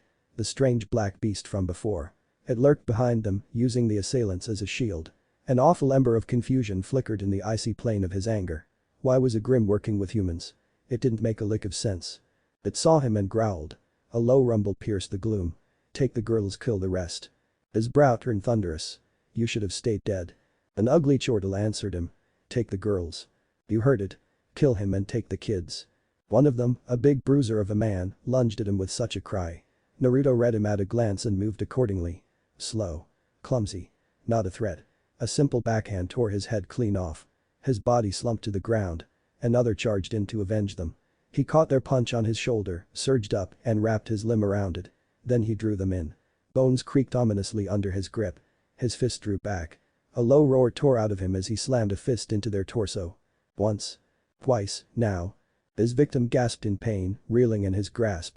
A third punch blew clean through the man's chest entirely, leaving a fist-shaped hole in its wake. He dropped like a sack of potatoes. Only for Naruto catch his falling body by the arm and whip him into another. His assailant became little more than a red mist and the corpse with him, leaving him brandishing a mangled arm. He drove it through another's stomach, leaving them a shrieking wreck. Someone grabbed him by the shoulder, trying to spin him around. He fed them a Rasengan for their trouble. Everything descended into a mad whirl of melee after that. There was no longer any rhyme to reason for it. The masked men flung themselves at him in droves and died for it. They died badly. He ripped and tore without hesitation, without mercy, without honor. This was no brawl, no duel, not even a fight. It was slaughter, pure and simple. He was the butcher and they were so much meat. Red ran across the grove. Screams and shrieks filled the night. But he didn't stop. He daren't stop. All the while he kept his eye on that beast in the back, expecting it to slink off into the house when it wasn't looking. It tried. Once. A flash of silver light from their ruined home Summer sent it stumbling back. Naruto raged anew at the sight. You come into my home. A vicious backhand sent another sprawling. Tried to lay hands on my girls. No more. His hand closed around their face and squeezed. Their skull pulped like an overripe grape. Not one more. Something stabbed into his back. A steely point thrust through his chest, causing him to lurch forward. A sword. In his rage he didn't feel it at first. He reached around and crushed the one responsible. By the time he comprehended the aim he'd nearly healed. Red light bubbled up from him, twisting his expression into something furious. He tore the cold steel free, opening the wound again. Didn't care. He used the long blade to spit 3 men like a roast pig and nailed them to a tree.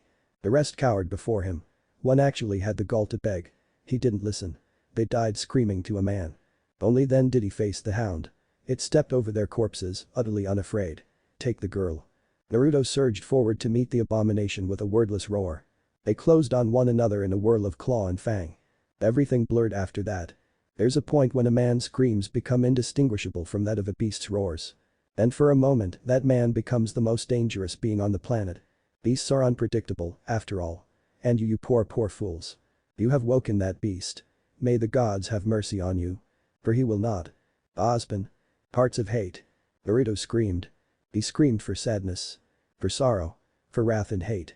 He shouted as he tore the hound limb from limb. Howled when he ripped off its head. Roared while he cast it to the ground, stomped down, and stove in its chest. Bone burst. Black tar boiled beneath the sheer heat of his cloak. He ripped it apart and spat at its remains, leaving nothing behind. And yet. For all his rage. The hound did not die. Take the girl's take. For all his fury, ripping it apart only made the beast all the more numerous. Every piece he annihilated spawned yet more of the hideous abomination. What had been 1 became 2, followed by 3. 4. 5. They laughed at him for his foolishness, lashing into him with singular fury. Fury, he reciprocated. A clawed hand tore out his eye. It regenerated instantly. He cut one in twine at the waist and used its ruined halves to bludgeon its siblings. A 6th began to grow from its remains. And as they grew, so did his tails. He couldn't control himself anymore. All the emotion he'd worked so hard to suppress came boiling out. Rip and tear. It was the only way. He was well past 2 now, a trio of transparent scarlet tethers weaving behind him as he raged back and forth across the clearing. 3 tails of crimson wrath boiled behind him. A 4th was already forming. He couldn't stop. He didn't dare stop. To relent for even a moment was to let them through. Let them take Summer and the girls. Even now he could feel them fading. Their lives bleeding away. Yet to go any further, he'd risk losing himself completely. His psyche was slipping. Falling further and further into the black. 3 of the hounds bounded at him, uncaring for their safety. He caught one by the chest and rammed it down. Its siblings tackled him before he could finish the job. Claws tore at him, biting through his cloak. He kicked out and flung them away with his tails. Laughter chased him as they slipped back into the black. Not again. I can't. He grit his teeth as his face began to burn, revealing red light beneath. I won't become that thing. I refuse. He fumbled for his scroll with a trembling hand, even as his fingers burned red, mind ebbing away more and more with each moment.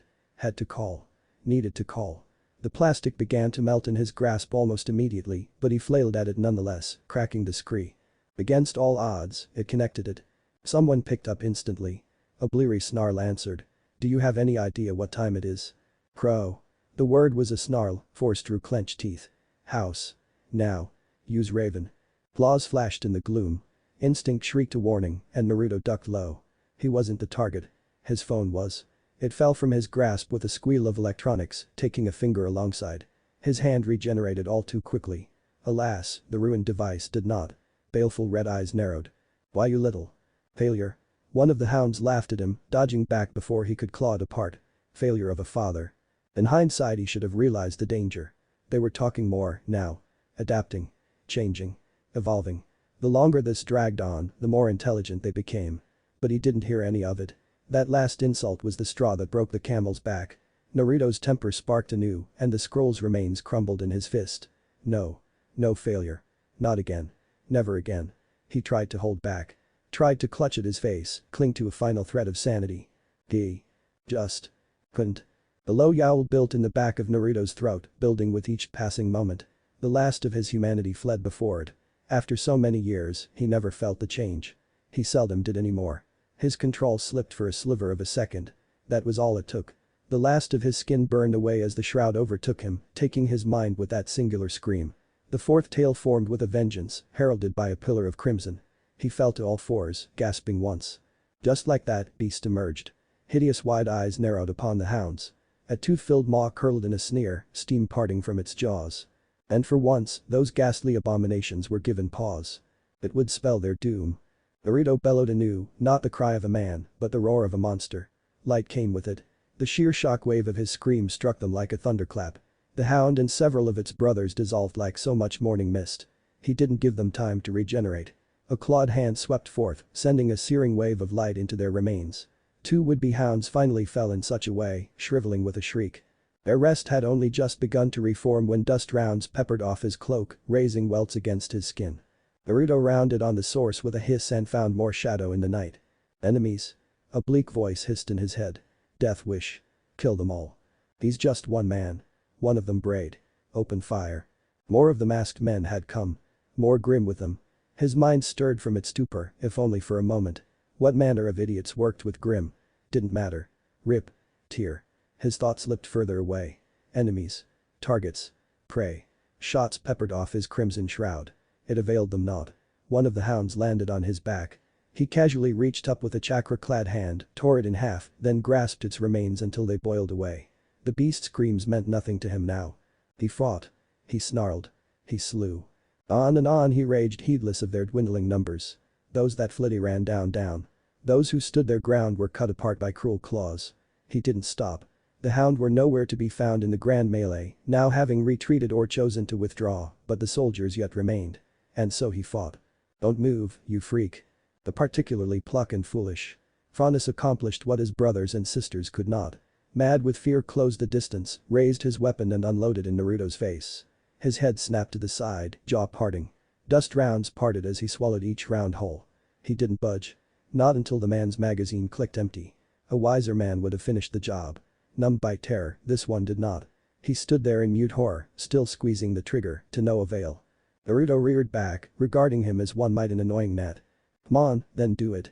The Faunus rasped. I die for the cause. HRRR. The beast and spat all those rounds back in the man's face. His upper torso vanished in a torrent of napalm to be, leaving his legs to tumble to the forest floor.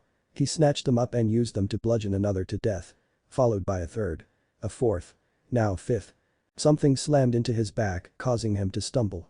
Whatever it was, it didn't pierce his cloak completely, nothing could, but the pain made him turn all the same. I'm sorry, did that hurt? Clutching a crude spear, the last of the surviving hounds rasped at him. He glimpsed a ruined face within its ghastly mask. It looks like it did. Viscous black tar crept up his limbs, trying to engulf him. Absorb him. Swallow him whole. Round wide eyes narrowed to thin slits as the Jinchuriki sneered. Four scarlet tails reached around Salem's abomination and perforated its hide, slashing the hound apart as one might a pinata. A fifth flicked out, carving that hideous visage entwined with segmented bone. Nothing was spared. An armless, legless, faceless thing struck the ground. It was still twitching, trying to heal, when a clawed paw stomped down on it. His hands reached down, cupping the grotesque creature's head in hand. Sorry, the fox parroted back at him, turning its own words against it. Does it hurt? Looks like it does. A vicious twist broke the hound's neck and then some. Its severed spinal whistled away into the branches. It was too much for the survivors. His comrades ran away screaming. It would have been so easy to give chase, to hunt them down. He didn't. Fueled by carnal anger, Naruto planted his paws and opened his jaws. His mouth parted. Light swelled within. The tailed beast bomb was born. Rip and tear. They've retreated to the Emerald Forest. Retreat. Osmond didn't look away from the window. No. There will be no retreat for them, James. Only death. Let them be. But the intel we could gain. Heaven and earth alike shook, rattling the tower to its very foundations. Is not worth the lives we will lose if we send our people down into that hell. He will not relent until his wrath is spent. The immortal raised his gaze, looking even more haggard than Ironwood felt. Tempt not the anger of a man with a heart of stone. For in your folly, you just might find. The screams of a beast echoed in the distance. The column of fire snarled into the clouds. He has nothing left to lose. No, wait. Mercy. I'll talk. I surrender, Gak. Whatever the man might have said died in a gurgle as a clawed hand burst out his back. Naruto cast him down and whirled, seeking another victim. None came. It's alright. Never mind. He'd found one behind him, wrapped in white. He whirled, catching sight of a girl in Aur's strange garment. She was saying something, but words meant nothing to him now. More noise. More sounds. Enemies. All of them, enemies. This isn't you. Her voice peaked with distress. Stop. He snarled at her. Said snarl deepened when she stabbed a hand into her pouch and withdrew what was that. You made me this charm, remember? She waved a strange paper effigy before him, etched with black ink in case you ever lost control. Like you have now. You did good. She dared another step. They're safe. It's time to come back now. When he stepped forward, she raised it like a shield. Calm down. It's okay now. You're okay. The beast lunged and swept a claw at her. She winced and shattered like glass, leaving him to stumble through. Trickery. Deceit. It raged, lunging again, only to strike another illusion. Over here. There. The real one. She rolled aside, evading him, and did something with that odd item in her hand. The charm seal. Flitted out and raked across his ribs, peeling bits of his cloak with its passing. His shroud tried to creep back into the space left behind by it, but something resisted. Prevented. He knew the reason. Pain. It burned through his exposed skin, and he rounded on her with a hiss, glaring pale daggers at her. Only then did he see the little girl beside her. The beast locked up. Something in him stilled, unwilling to step forth, unable to rip and tear. She saw him, too. Tiny lips moved. Soundless, unable to speak, never to make noise, but at this range he could read them all the same. Daddy. Naruto froze. Cracks etched in the cloak. What was he doing? He'd sworn never to hurt her. That promise held, even now. He hesitated. And in that moment. She struck. The woman in white slammed the seal into his chest. He snarled at her, but it was too late. Chakra bled into it, staining the paper a ghastly red as it siphoned off his power. He raged at it, to no avail. His arms had gone heavy, his legs like twin blocks of lead, weighing him down, leaving him weak and sluggish. With each passing moment he lost more of his strength. He pawed at the woman, to no avail. She didn't budge. Come back, Naruto. Her forehead kissed his, uncaring of the burning shroud that threatened to scorch her skin. Come back to me. To us. We're waiting for you. The thought broke through the madness that enveloped him as the charm crumbled to dust, its task done. And he saw her. She was alive. Battered and blooded, moving with a limp, but still alive. His anger fizzled out and the last of the cloak with it. He slumped forward. Summer. Yup. She kissed his forehead. Welcome back. Neo darted forward, all but slamming into his lap. I'm sorry. He rasped. Didn't mean to lose control. Don't be. Summer stroked his face. You kept them safe. By the sage. He remembered. All of it. Every bit. And the girls. A few cuts and bruises. She admitted after a moment's pause. Crow and Raven made it in time. Arslan has a nasty bump on her head, but she'll live. Weiss took a few burns. Neo is. Mismatching eyes blinked up at them as she clung to them both. Perfectly fine, as you can see. Summer finished with a chortle. Red dawned in his wake. What about Winter? Summer's expression proved telling. Naruto exhaled softly. Take me to her. Weiss wept. She bent double and bald as she hadn't since she was 3. Such behavior wasn't befitting of a Shnee.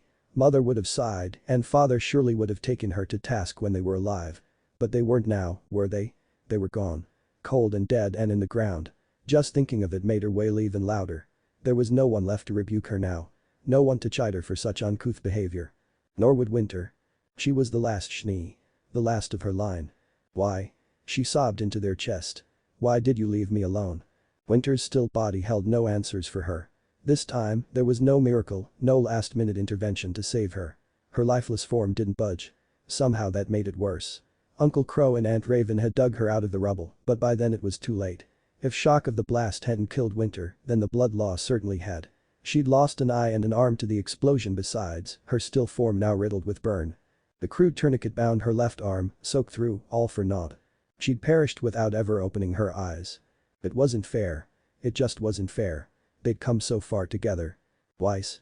Through her haze of grief, she was distantly aware of Arslan sitting nearby. She saw the look in her eyes. The pity. She hated it. Hated them. All of them. Don't. She recoiled. Don't you touch me.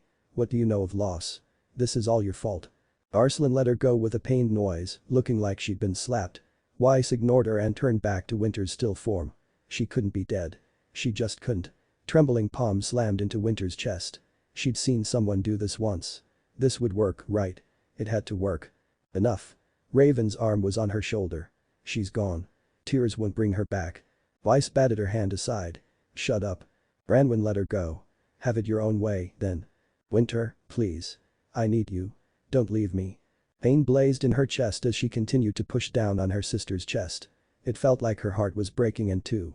Her soul burned, even as her eyes bled flame. She didn't care. Didn't stop. Even as her fingers went numb and her arms began to ache. She would be fine.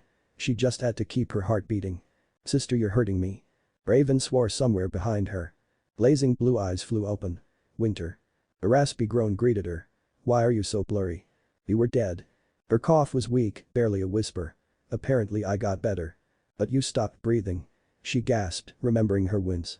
Your eye. Your arm. Fretting only made it worse and filled her with self-loathing. I'm sorry. To an outside observer, Winter didn't appear to panic. She observed her injuries with a detached air, still in shock. Her good eye glanced at the ruined stump of her left limb, ending just below the elbow, and her breath hitched.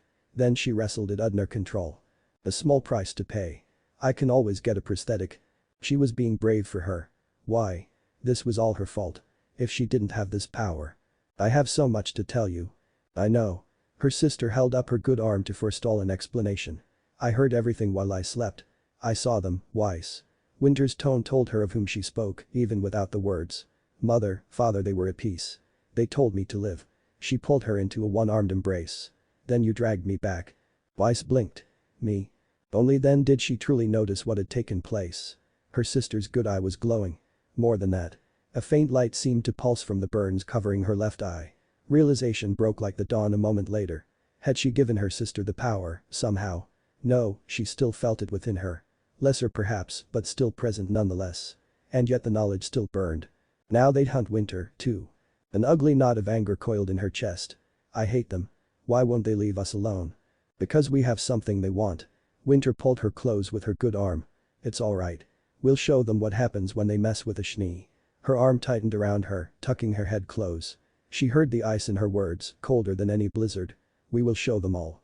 In the next instant, Weiss heard the sound of footsteps approaching.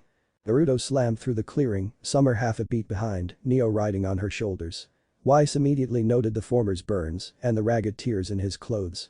The latter took one look at the scene before them, the ruined houses, everyone's injuries, and balked. Each were equally surprised to see Winter sitting upright. She pivoted to regard them, eyes widening in recognition. You.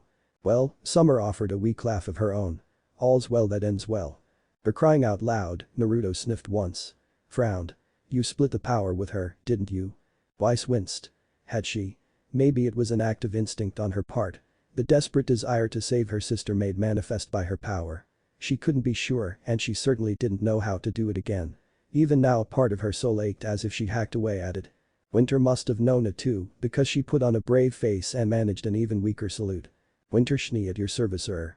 Her elder sister didn't have the strength to stand at the moment, much less fight, but the resolve was there all the same. For the service you have done me and my sister, my life is yours. How can I help?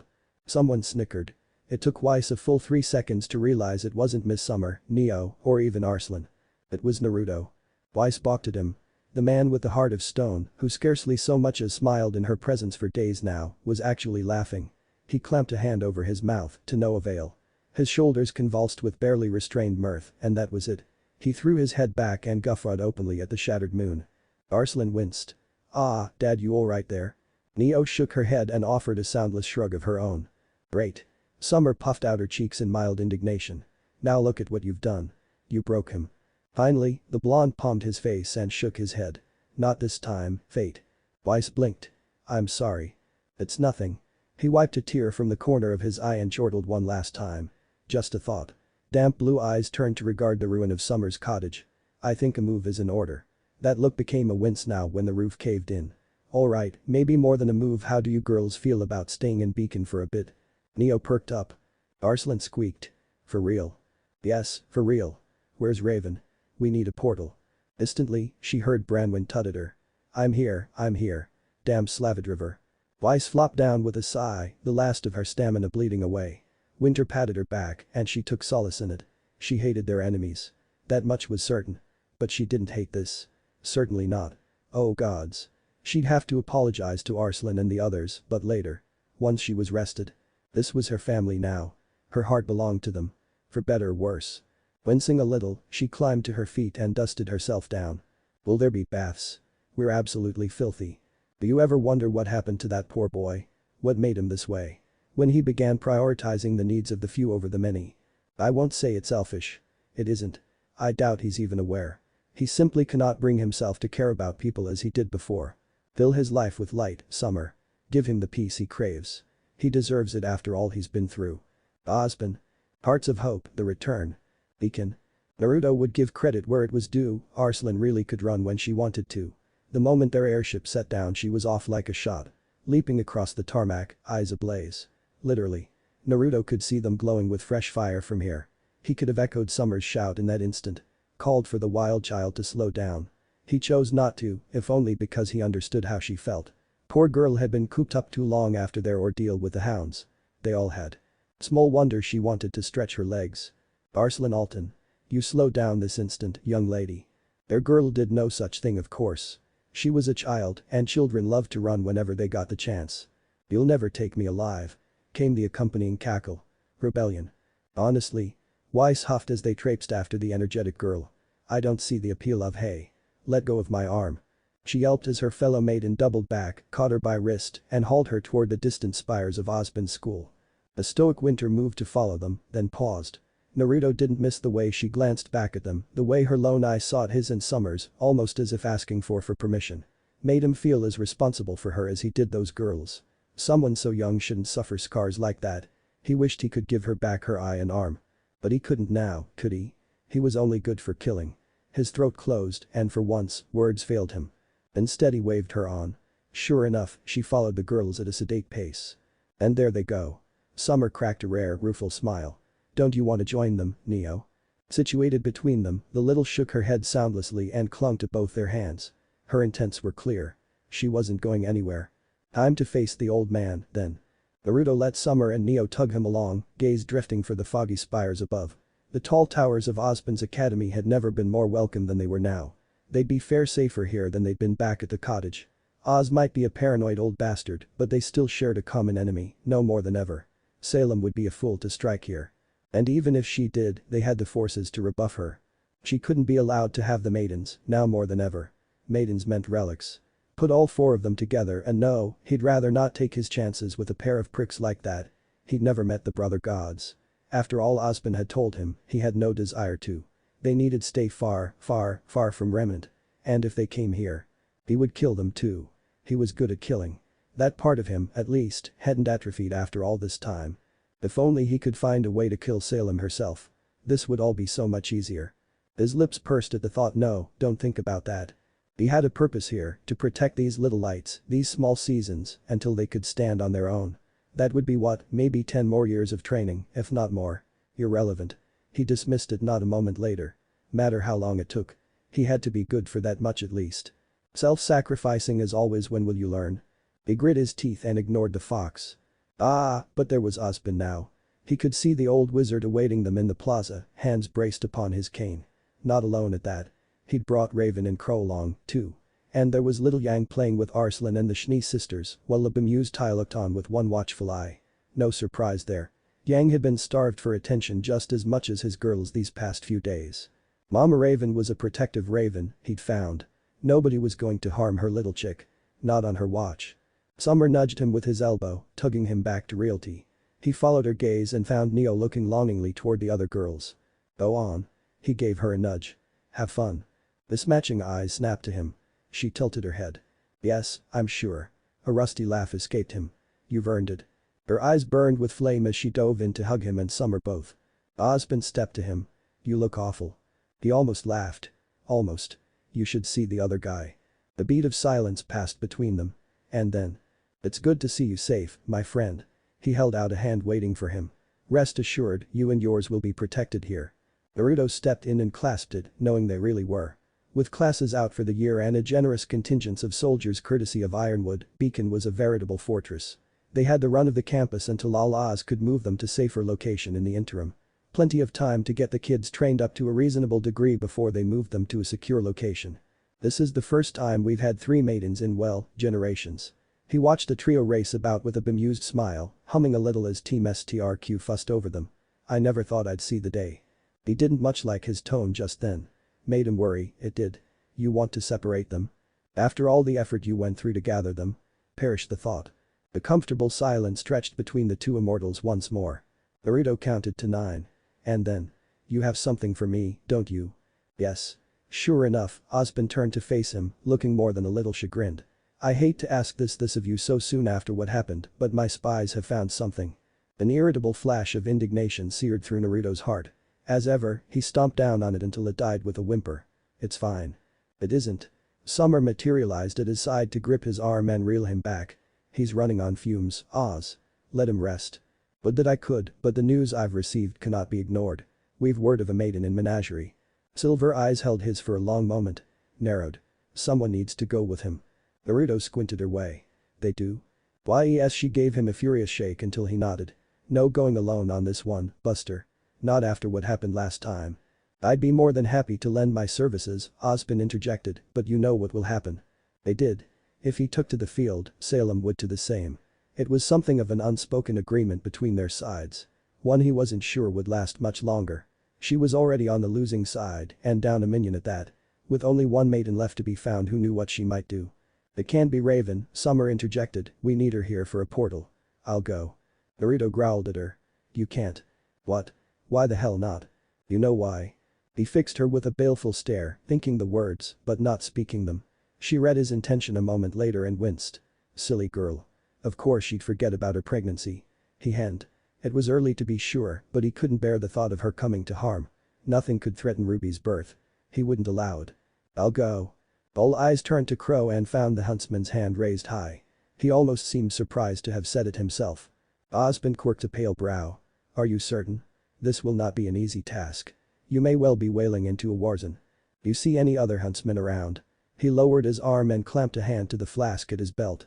Raven's gotta stay for obvious reasons. Some has to keep an eye on the girls, just in case they burn Beacon down. Nicholas ain't answering his scroll, and Meg's on vacation. Yang would pitch a fit if Tai left, and frankly I don't want anyone mistaking her for a maiden. Raven touched a hand to Omen's hilt. They will die if they try. Hey, he grinned. You really can be a half-decent mom when you're not a total bitch about it. Why you? So, he said amidst her sputter of rage, we could. This way we have 2 portals in case shit goes sideways. What could possibly go wrong? Raven kicked him the arse. Summer smacked her forehead. Naruto blew out a sigh. He'd long since closed his heart off to all but a precious few, but even so, those words drew a twitch. Thanks for jinxing it. Hey. My semblance ain't that bad.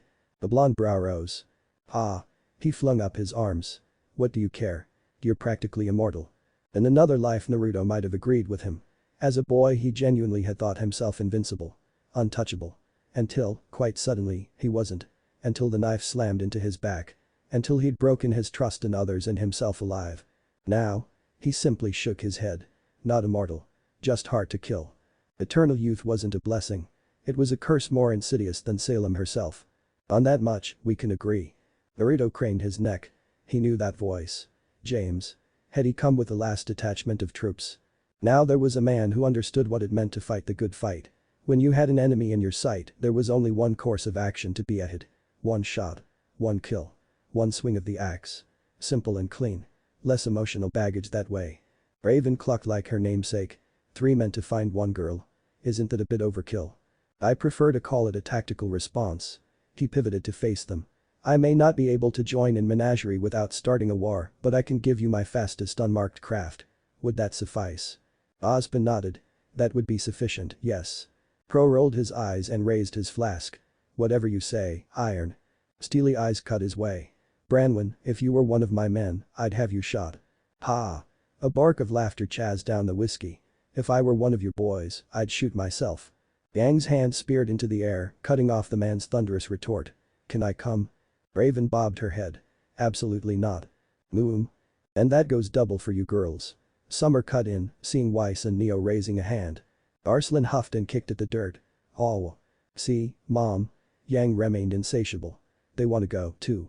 That's enough out of you, fiery child of mine. Raven, much to Naruto's relief, wasn't having it. You can run missions when you're strong enough to beat me, and not a day sooner. Tai chortled softly. Wouldn't she still need a hunter's license? Irrelevant. Her strength is what matters. Whatever you say, love. Yang turned a pouty look Naruto's way. He knew it well and what she wanted from him. I'll bring you back some souvenirs. She beamed a gap-toothed grin at him. Huh. She'd lost another one of her baby teeth.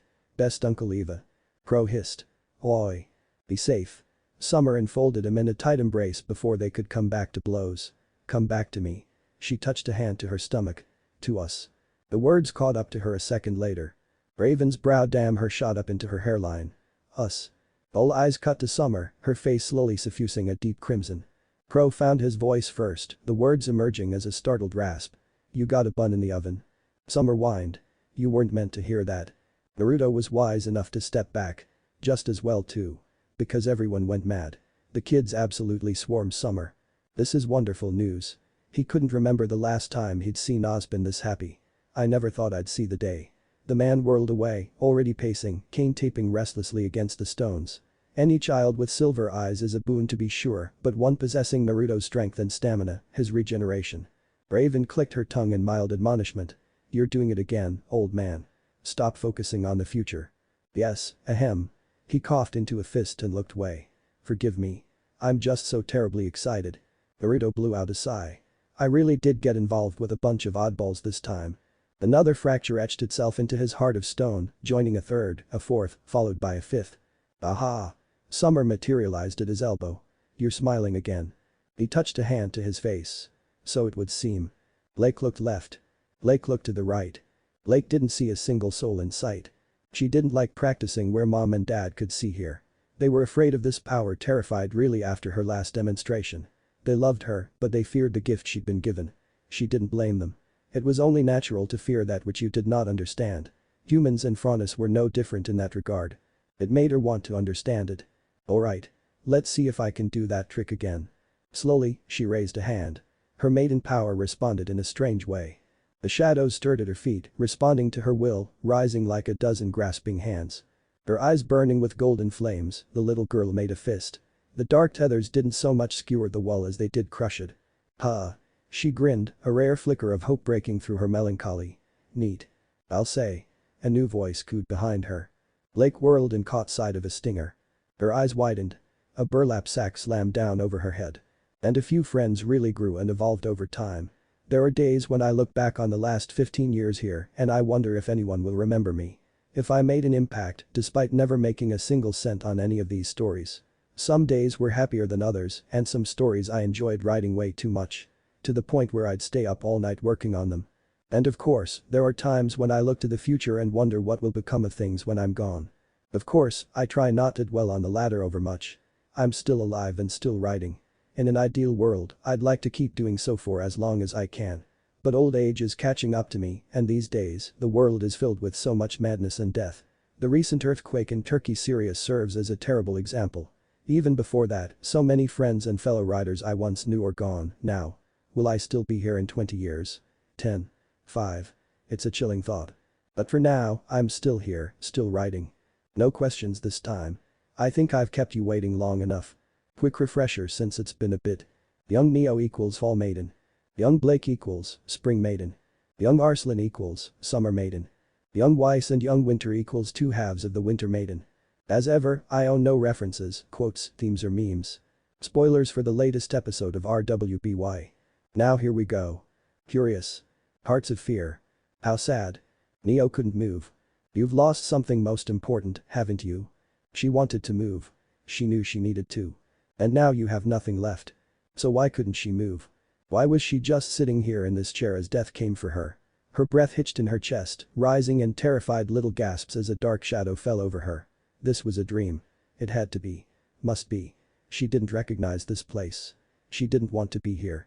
She wanted to go home. Back to her papa. Mama. Back to her sisters.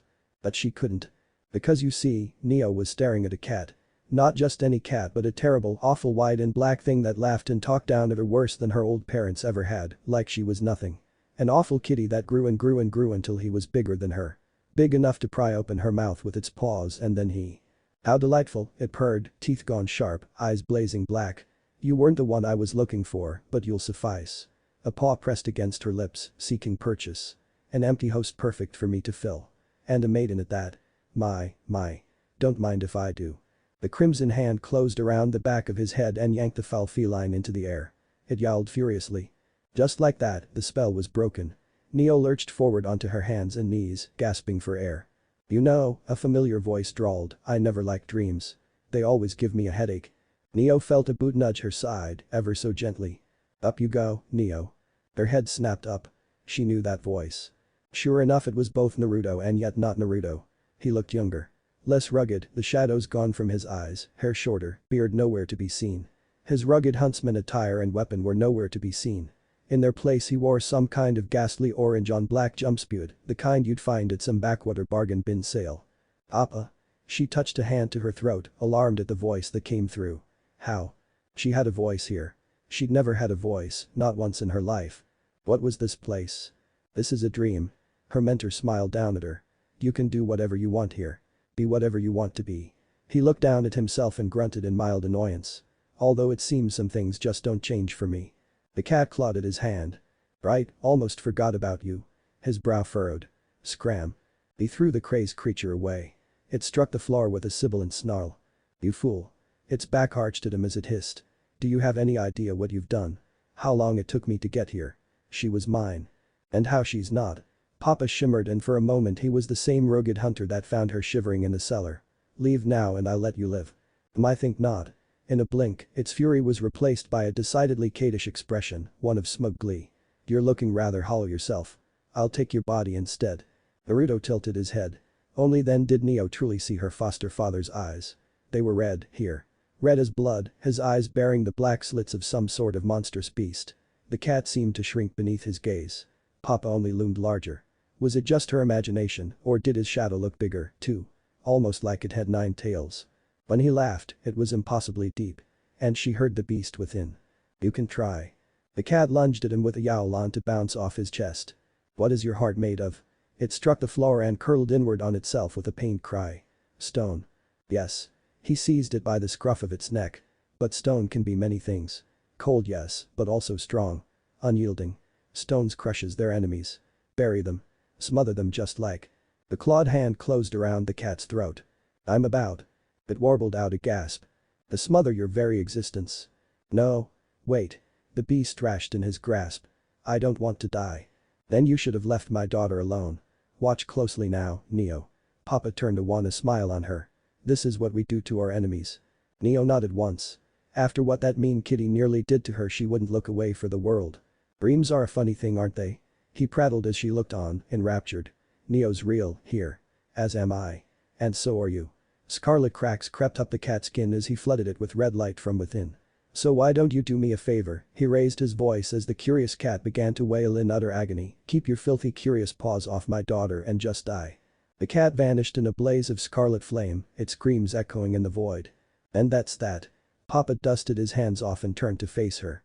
You good, kiddo. If she could only speak in her dreams, well, that was sad, but she could speak here. Now. Well, she had a chance. Appa saw the look in her eyes and scowled. No. Don't you spider monkey me, young lady. Too little, too late. Neo launched herself up off the floor at him with all her might. The moment she made contact, she wrapped both arms round Naruto's neck. He went still as stone. Still she clung on for dear life, dangling from him. A full 3 seconds passed before he finally relented with a sigh and hugged her back. A tired sigh rose to greet her ears. Yeah, I'm not going anywhere. Neo scowled and clung tighter. He'd best not. Thank you. She babbled into his ear, nuzzling her cheek against his now when he tried to pull away. For finding me that day. For letting me stay. For Mama Summer. For my sisters. For Ruby, when she's born. For all of it. Thank you. Best papa ever. Love you. You're welcome. He leaned back and pressed a finger against her forehead. Alright, that's enough hugs for one night. Wake up, kiddo. Neo bolted awake, heart hammering in her chest. She couldn't scream. Not by any choice of hers, mind you. She absolutely wanted to. She simply lacked the voice for it, not the lung capacity. Right now she only wanted one thing. Stubborn papa.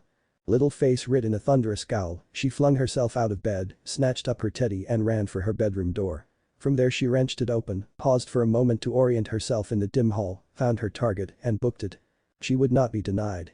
Shadows seemed to stretch in the gloom as she marched to her destination. They usually terrified her, now she ignored them. Being afraid of the dark seemed so silly after what she'd just seen. What kind of dream was that? No, not a dream. Nightmare more like, at least it had been until the end. Until her papa arrived. He was always there for her and she knew he was headed to Menagerie tomorrow to find and protect another young maiden. Just like her.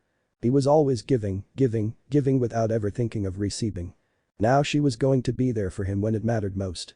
And if that meant stealing a march on Arslan and the Schnee sisters while they were sleeping, well.